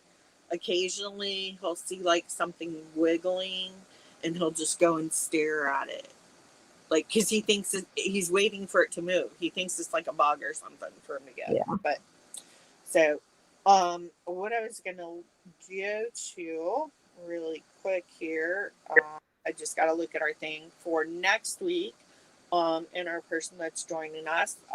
Next week we start a new course, and it's using social media for business online. For business online course, it is through Future Learn, which is free. It is. Let me see if I can type in here. Last week I couldn't type in, so I'm going to type in the link here, and then I'll add it also in a comment after. Yes, Yeah, after you're it's done, if working. you could, After I'm done, I'm going to type it in for you. But you can basically go to futurelearn.com, and you're looking for the course is digital, or it is using social media for business. Um, and so if you want to sign up for that class and take it with us, it's a 2-week class, but I think what we're going to do is actually cut it into two 2 weeks, so like we'll make it 4 weeks, just because it is a little bit more for people that are already working and doing stuff like that, by having smaller amounts of homework to do before our Sunday night um, talks. It'll make it a little bit easier, so I just figured that we're going to cut it in half. So if I think there's usually like 8 tasks or so per lesson. So we'll do the first 4. So it'll be like week 1 is normally kind of like an intro week. So this is the course you're going to be looking for. If I can figure out how to get it on there. Okay. there you go. We can see it So now. it is under digital skills, social media. Um, and it is 2 weeks long, and you can just sign up on there for free. And this is a Future Learn, and there you can see where you can register to take the course. And then every Sunday night we'll meet back in here. We'll talk over what we learned in the course and how we can relate that to our reselling businesses. And then after this intro course, the next course that we'll be doing is an introduction to digital marketing. So it'll probably pay a little bit more onto digital marketing, not just the social media parts of it, but all of the different digital marketing. Right now, we're just choosing free courses from Future Learn. At some point in the future, we would like to also add, if you know someone, like I'm interested in doing Leslie from A Reseller's Passion. I've already bought her digital ebooks for the Reseller Survival Guide, and using Pinterest in your reselling business. So that those are also other classes that I'm interested in doing. If someone else is interested in doing those as well, we can even have another night for a different course if somebody wants to do Mhm. Leslie's course with us. I mean, it's really, really important for us to keep growing our knowledge and our business skills as we grow these businesses, and being able to take that outside learning and then using your creativity to figure out, okay, can this help me figure out some problems that I haven't thought about? Does this help me overcome that idea of, oh, I was given the rules, I have to love the rules, I can't change the rules, I have to do my boxes this way? You know, being able to open yourself up to look at that your system is your system, and you can adapt it and change it and turn it upside down, whatever's going to work for you. But being able to have someone to go on that learning journey with definitely helps, because I know I better do my lessons because Terry's done her lesson. And when we get together, I'm going to be sitting there like the first 3 weeks going, Terry, I didn't have time to do my lesson. What was it about? Give me a quick synopsis. Okay. Now I got you. So this way, we're kind of gently nudged. Do your homework Mm-hmm. so that you can really be part of the conversation. If you do want to join us, we also welcome people to join us as part of the actual viewing so we can see your pretty face and hear your pretty voice, and your comments as well as just the chat comments.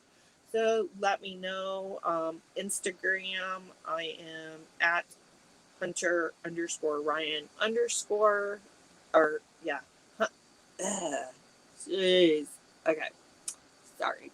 It's Hunter underscore Ryan underscore life on Instagram, and everything is on my link tree, which I was going to say, you're going to put I all the stuff can hold up my phone. when we're done with the live. Miss Holly is going to put all the stuff down below Yep. in the So description. I'll Give her make a that. thumbs up. Yeah. Hit her subscribe button. Come on, people. I do. Okay, I've never really been like the hey. I know, but I'm trying to give you up some. But I only need 3 people. I only needed 2, and then somebody like quit. So that kind of like even made me think like maybe I definitely shouldn't ask people, because like maybe somebody's unfollowing me because I asked. But I need 3 people to be 200. Good for you. I only have 14, so there. Hey, and honestly, I don't do thumbnails, and that's the thing. As we're going into this digital marketing course that we're going to take next, is I don't do thumbnails. I don't edit my videos. It is most of the time they're lives because I just like to do that. It's easier for me. I just throw it on. I love your live ones when you go pick something up. Oh yeah. And she's unboxing in the car. It's hilarious. I did order 2 of the Denali, which is El Duce, El Ducho. I forgot what she has like a second account now that she's selling boxes from, like, I don't know. She got like a truckload, kind of the Nicole State situation, but not like people chasing her with pitchforks. People are actually liking it because she's okay. Anyway, but it's like designer items. It's kind of like the Rent the Runway stuff, where it does have flaws. Like maybe you need to change a zipper or add some buttons. So if you're not into that kind of thing, you don't want to get it. But I have 2 of those boxes coming because I don't have a problem with adding stuff. I just have to get the stuff listed so I can actually start doing my project things. But they're like really nice high-end designer pieces that it's worth the $5 investment for a zipper or whatever, or even taking it to somebody and having them do it for you for $5-10, because it's a $200 item that she's selling like 8 pieces for $17 in the boxes. Oh, wow. We need people like her here in Canada. I'm not going to tell you what they sell stuff for here. It's like I'm on some Poshmark reseller Facebook groups, and I'm like, no. No, I'll source my own stuff. No. Yeah, it is. And like I need to get more stuff, but we gotta fill a little hole. So, I'm giving up my big boxes. So I'm going to keep, a couple small little boxes so I can do a couple things.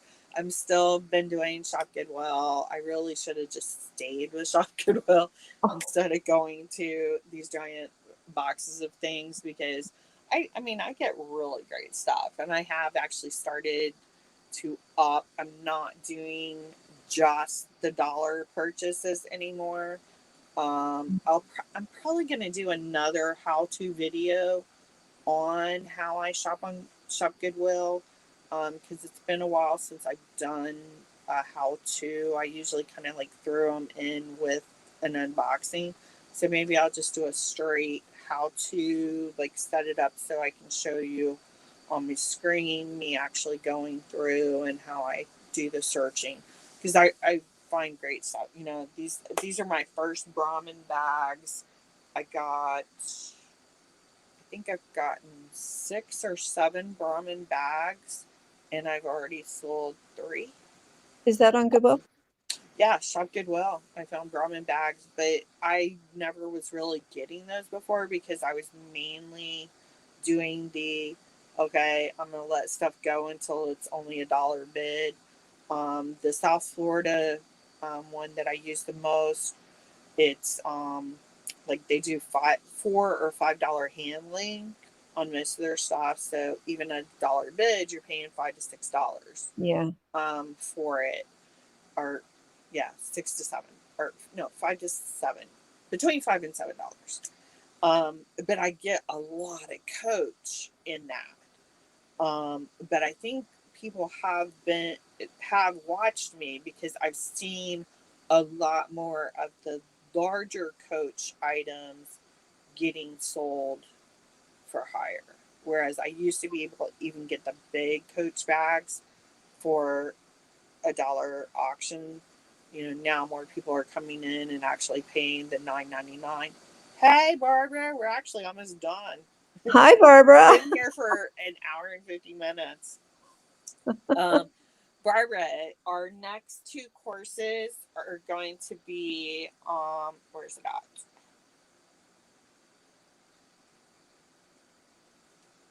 So let's see if we can get on There there. it is. Using social media for business. Oh, And, you couldn't see the actual title. Can you scroll it down some? well, I was afraid that at first I wanted to make sure it was okay because it was from our group. So, using social media for business online course on Future Learn.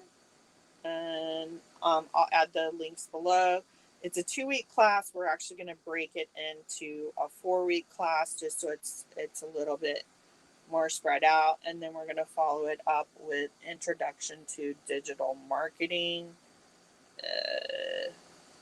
And that one, I think, is a 3 or 4-week class. And so we'll also divide that up.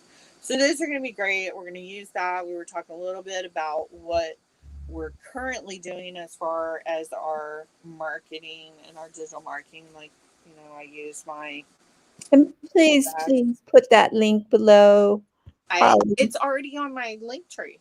Oh, it's on your link tree. Yeah, Ooh, I actually okay, cool. have on my link tree. If you are interested in getting these items or these backpacks, again, they're a fabric weave or a cloth that's made kind of like from paper, so it's breathable, so it's very good for your leather items. You don't want to get anything that's got plastic or rubbery because that'll actually damage. It'll sweat your leather and damage it. So, and then you actually can design your own. I did mine on Canva, but they'll actually do design with you. Eva is my girl at Any Promo is the brand. It is the first link on my link tree, so you can see that there. Link tree _Ryan_. That link tree has all of my stuff. So check it out. And that's what we were talking about as far as like marketing. Use something like that you can always have it updating.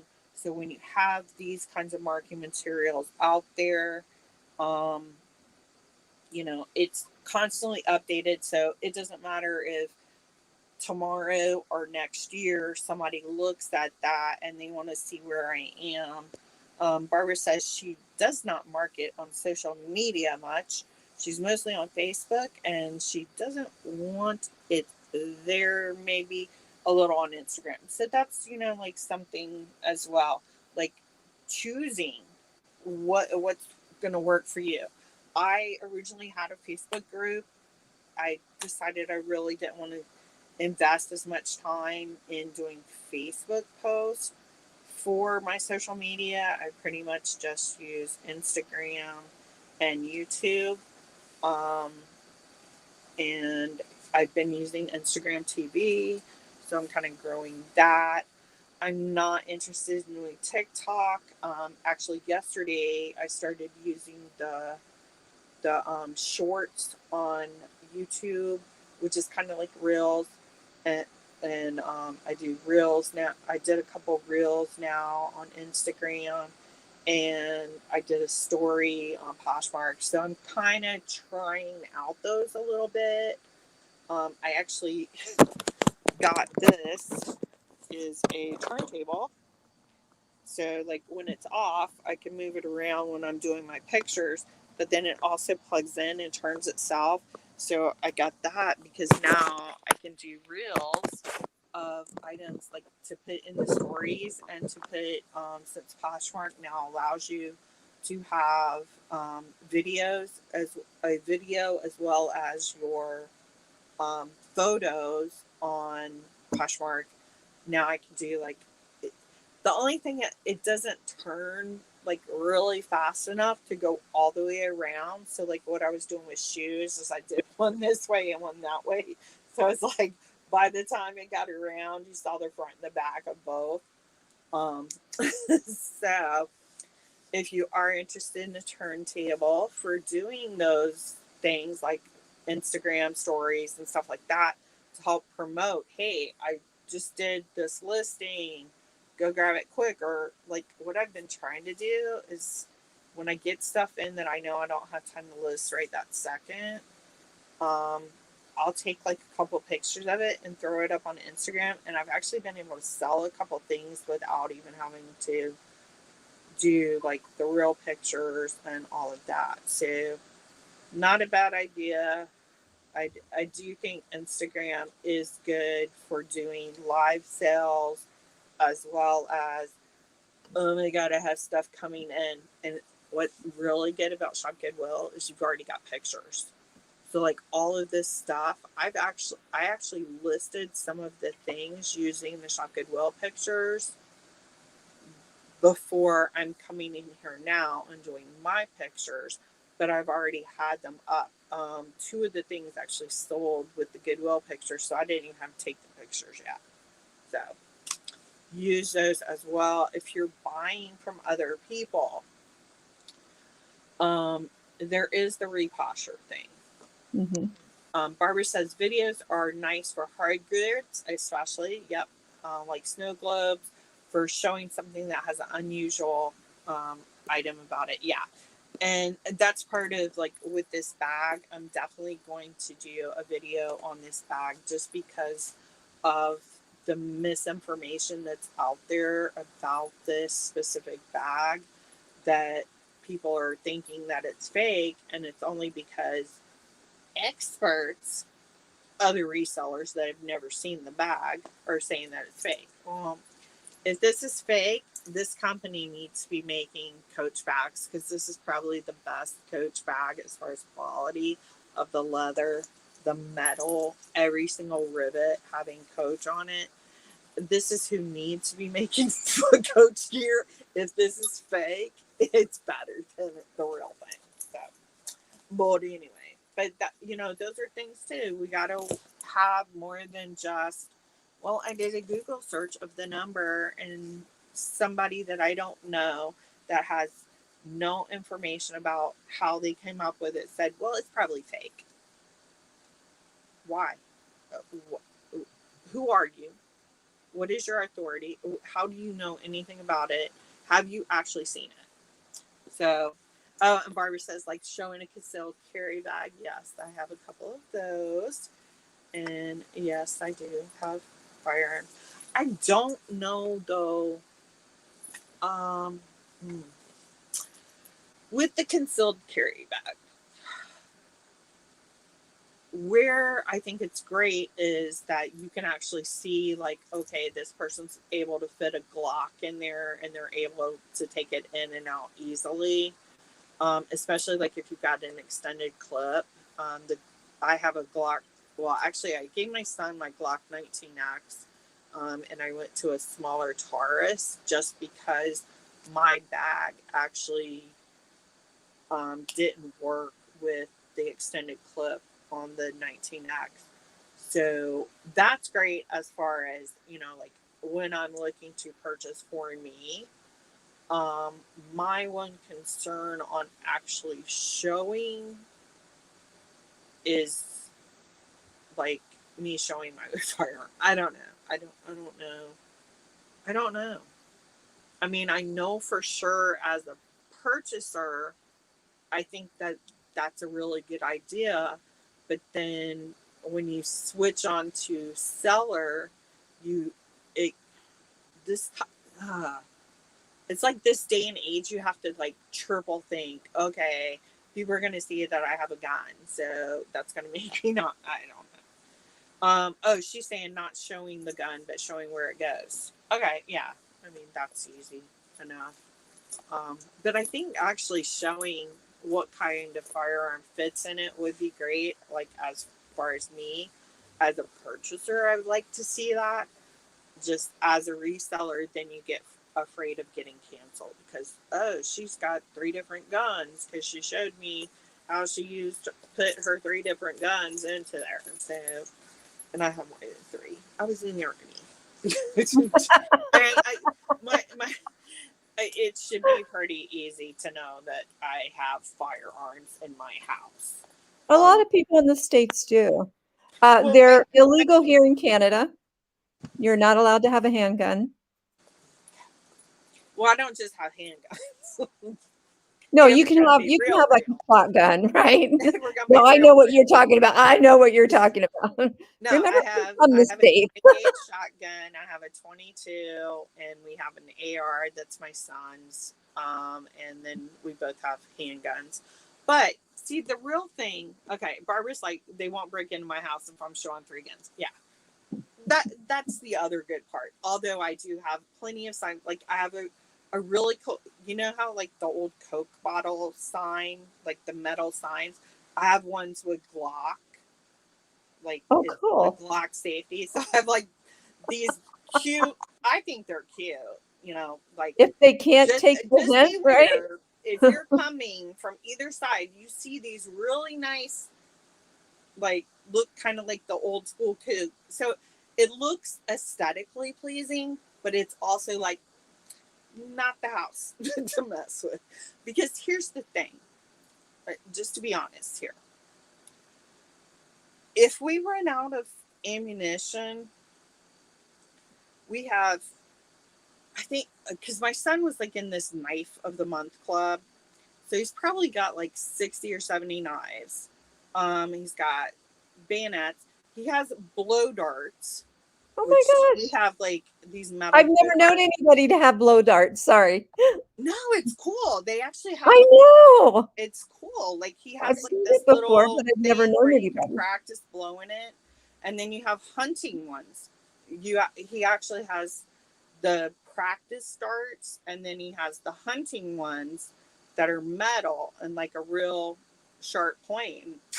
You learn how to blow that because you have to build up your power to be able to blow the hunting ones because the hunting ones are heavier because they're metal. So we've got 2 blow guns with darts, and then we also have 2 bows. And actually, I just got the kid um, bows off of Shop Goodwill. They have some nice kid, um, which, when you're smaller, which not this way, but this way, I'm smaller. Those smaller kid compound bows are like really, that's all you need. If you need a backup form of protection or just something you want to go out in the yard and shoot at a dart or whatever, I don't know. But down here where I live in the Florida Keys, Barbara's like, she has kitchen knives. Hey, Barbara, so do I. Okay. Here in the Keys, if somebody doesn't have a firearm, you really don't want to break into their house either because they probably have at least 2 spear guns. And that's definitely going to leave marks. So, like, once we run out of ammo, we're pulling out the spear guns. And you probably would have preferred the 22 Yeah. to the spear gun. Even the Bahamian sling, that sucker is leaving a mark. So, but now we got off on that tangent. Sorry, guys. Oh, but that was good. That was cool. I like that. But, it comes into that thing of asking each other questions. And, like, am I letting my concern for what people would think about me, because we've got this new rule book of what you're allowed to do and who you can like and who you can't like, and you really do have to stop and think, okay, people know I was in the Army, so they should figure that it's something I find interesting and cool, and I do stay active. I go to the gun range. I'm not somebody who advocates ever for anyone to get a firearm if they are not also planning on going to the range, constantly keeping your skills up. Actually, when I was in college, I was Miss Fremont County, and at Miss Wyoming, I got asked, because I was in the Army, about what I thought about the Brady bill, which was being put in at that time to require background checks for gun ownership. And basically, I'm in Wyoming, which is a very, gun-friendly state, and I was in the Army, so I'm sure they were expecting me to be like, no, there should be no. I actually said that because 80% of firearm owners that are not like what I'm going to call responsible gun owners, they haven't trained with their weapon. They went into the store, and the gun store owner, basically sold them the demographic gun. Like, big guy comes in, selling the Clint Eastwood, the big 44. Woman comes in, sell her a little tiny gun. Okay, little tiny gun, ladies, that fits in like a little tiny bag. That's just gonna piss somebody off. Don't do it. I mean, if it's your last mace, it's probably gonna do better than the little tiny crickets. But be responsible. I personally feel like if you're going to get a firearm, not only should you pass a course, like everybody likes to dog on Florida. In Florida, you have to go to a gun course before you can get a license to own a firearm.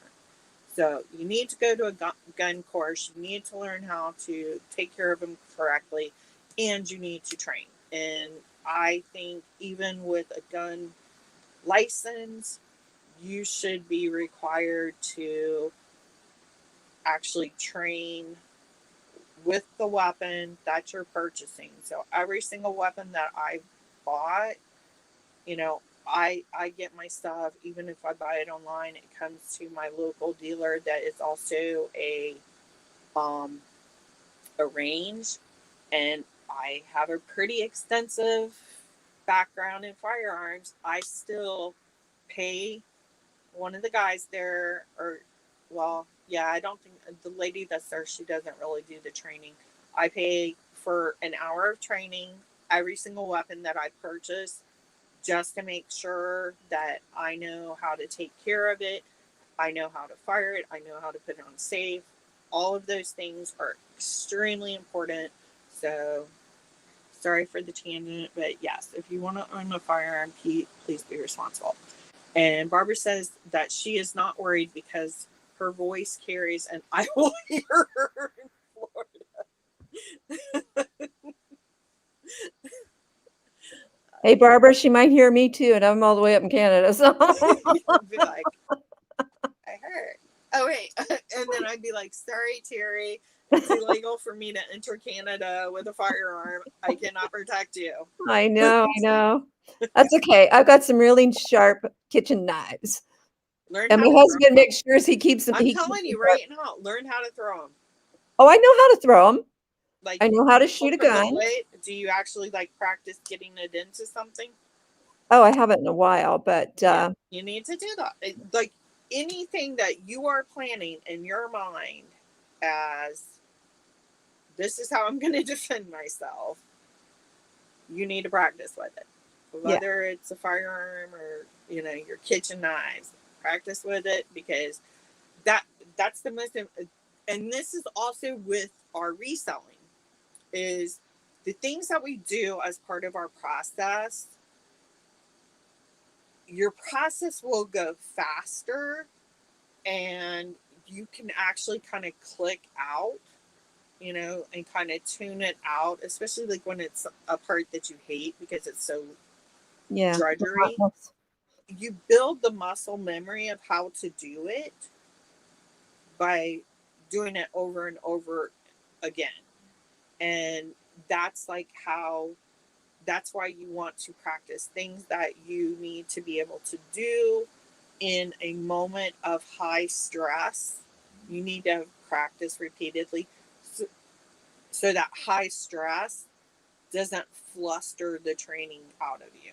Yeah. And that's like the biggest In thing. all honesty, I probably couldn't throw a knife or shoot a gun right now anyhow. Yeah, but I say on a good day I walk like a drunk person, and right now exactly. it's my new saying is right now I walk like two drunk people trying to hold each other up on a good day. That's great. Okay, so we have. So I wouldn't be throwing anything at anyone or any targets. Or practice. Get you a little. You can get like the little styrofoam targets. Practice Well, throwing your knives or you should see me with a frisbee. My husband gets so upset with me. And you know, like boomerangs are originally yo-yos were originally weapons. Yeah, I know. You know, so there's lots of stuff you can. But I used to have a boomerang as well. Yeah, I can never get them to come back. I could. So I was really good at boomerangs and frisbees and shooting. And in Ohio, they had turkey shoots, and I used to go with my brother-in-law all the time to turkey shoots, and I'd always win a turkey. And I was a teenager. yeah. Yeah, definitely. So, okay, so we've gone all over the map. Again, our next class, please go on, if you want to join us, go on to futurelearn.com, sign up on there. It is free. Right now, we're only choosing free courses. And the next one, what you're looking for is using social media for business. We are going to start this week. I didn't look yet to see like how many lessons there are in it. Let me join it now real quick. I think I'm logged in. I gotta sign in to join it. Okay, hold on. Let me sign in real quick. Okay, now it's not remembering me. What the? Okay, hold on. I'll have to do this later. Sorry, guys. Wait a minute. Give me a sec. Okay, so you'll register and then you can sign up for the class. And I think if it's like 4.5, then okay. Yes. Yeah. So sign up for class. Barbara is Barbara says, I can photograph an item in a minute and list it on Poshmark in another minute. Research, I max at 5 minutes, and it takes me a while to do all that since I have not the attention span. She also said, I will just sit on them. Oh, just going to sit on the people if they try and get in. See, and that's the thing for me. Like yesterday, I literally came down here probably like 4 o'clock yesterday afternoon, because I do come later because of the heat. And I worked till 6 o'clock this morning, and I got probably like 25 things done because I kept going on social media. So that's the other thing that we need to look at when we're talking about going into digital media and social media marketing, like figuring out a plan and making a plan that's not going to pull you away from what actually makes you money. Because if we're on social media marketing ourselves, that doesn't help us if you don't have anything in your thing to list. So maybe Barbara can teach us how to photograph and list in a minute, because I definitely can't. I think the most productive day I've ever had was the day that my internet was down for like 6 hours. I think I photographed over 150 pairs of jeans. Good for you. Because I had no internet. And there was nothing to do but just sit there and take pictures. So I'm in the course, and we have the getting started, which is 4 little chapters. Yeah. And then we have introduction to social media, which is another 4 little chapters. Right. And then the third one is the social media journey, which is 10. So, okay. Which is mainly videos. Okay, so how much is the first week? How many lessons first week? Oh, sorry. The first week is a total of 20. Okay, so let's go ahead and spread that out more. So let's do 5 lessons from week 1. Unless the first 5 are the introduce yourself. The first 4 are the introduction. Oh, okay. Yeah. So that part. So if we do the first 8, we can kind of skip the introduction. Okay. Let's do the first 8 lessons, guys, on the digital media or the social media marketing. And then we will meet back here 7:00 on next Sunday. So you guys know in advance, Thursday and Friday, or Friday and Saturday, I'm going to be up north at the sale for Lynn's Closet LLC, because she's selling all her stuff. I don't know where I'm going, but I'm going. Because she's got bags. They're going to be like ridiculously inexpensive. But so I will be here Sundays, but you know, if you have questions before that, just so you know, we'll be here 7:00. If you want to be like part of the video conversation, not just in chat, remember my link's here. I got my email on here, so you can see that. It is. Jeez, come on. I did better with the bigger bags. Okay. I think you had something in the other bag. Yeah, I had like a big Brahmin bag in the other. Okay, so hunter@hunterryan.com or holly@hunterryan.com is email, or if you go on my link tree, you can go on Instagram and send me a private message on Instagram. Let me know that you're interested in being part of the video section and the chat as we go through the courses, and I will set you up to be part of our Reseller Inc. group. We have an accountability group, as well as doing these live learning. And that's on Facebook.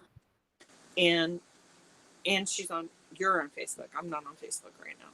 No, I mean the Reseller Inc. group. Oh, yeah, that's what I was talking about. Reseller Inc. The group is a Facebook group. So, yeah, well, right now we're like a Facebook Messenger group. Oh. So maybe as this grows, like if more people are interested in doing the classes with us and everything, maybe we can make a Facebook page. What the? Did y'all see me hurt? This is how you know you're old. When you just have random bruises show up. You don't want to see my bruises. I hide them. I got them all over. But, okay, but then that's the other part of being old. You just randomly go off on tangents again for 2 hours. So we will see you guys here for the next lesson on Sunday night. I'll probably do some lives when I'm up north at Lynn's Closet Sale. And yeah, show us what she has. Yeah, that'll be fun. Thank you, Terry, for always You're welcome. being the #1 student and being so good at it. I'm excited about this new class. I think we're going to learn a lot and definitely use a lot of the tools that we've gotten in this course to help us make good plans and choices when we start to build those social media marketing platforms using the information we're getting from there. Bye, Barbara. Bye, Bye, Terry. Barbara. Bye, everybody that's watching later. And check my link tree. I'll add it later. I got to get the dog in. Okay. Too. So, All right. bye. Bye.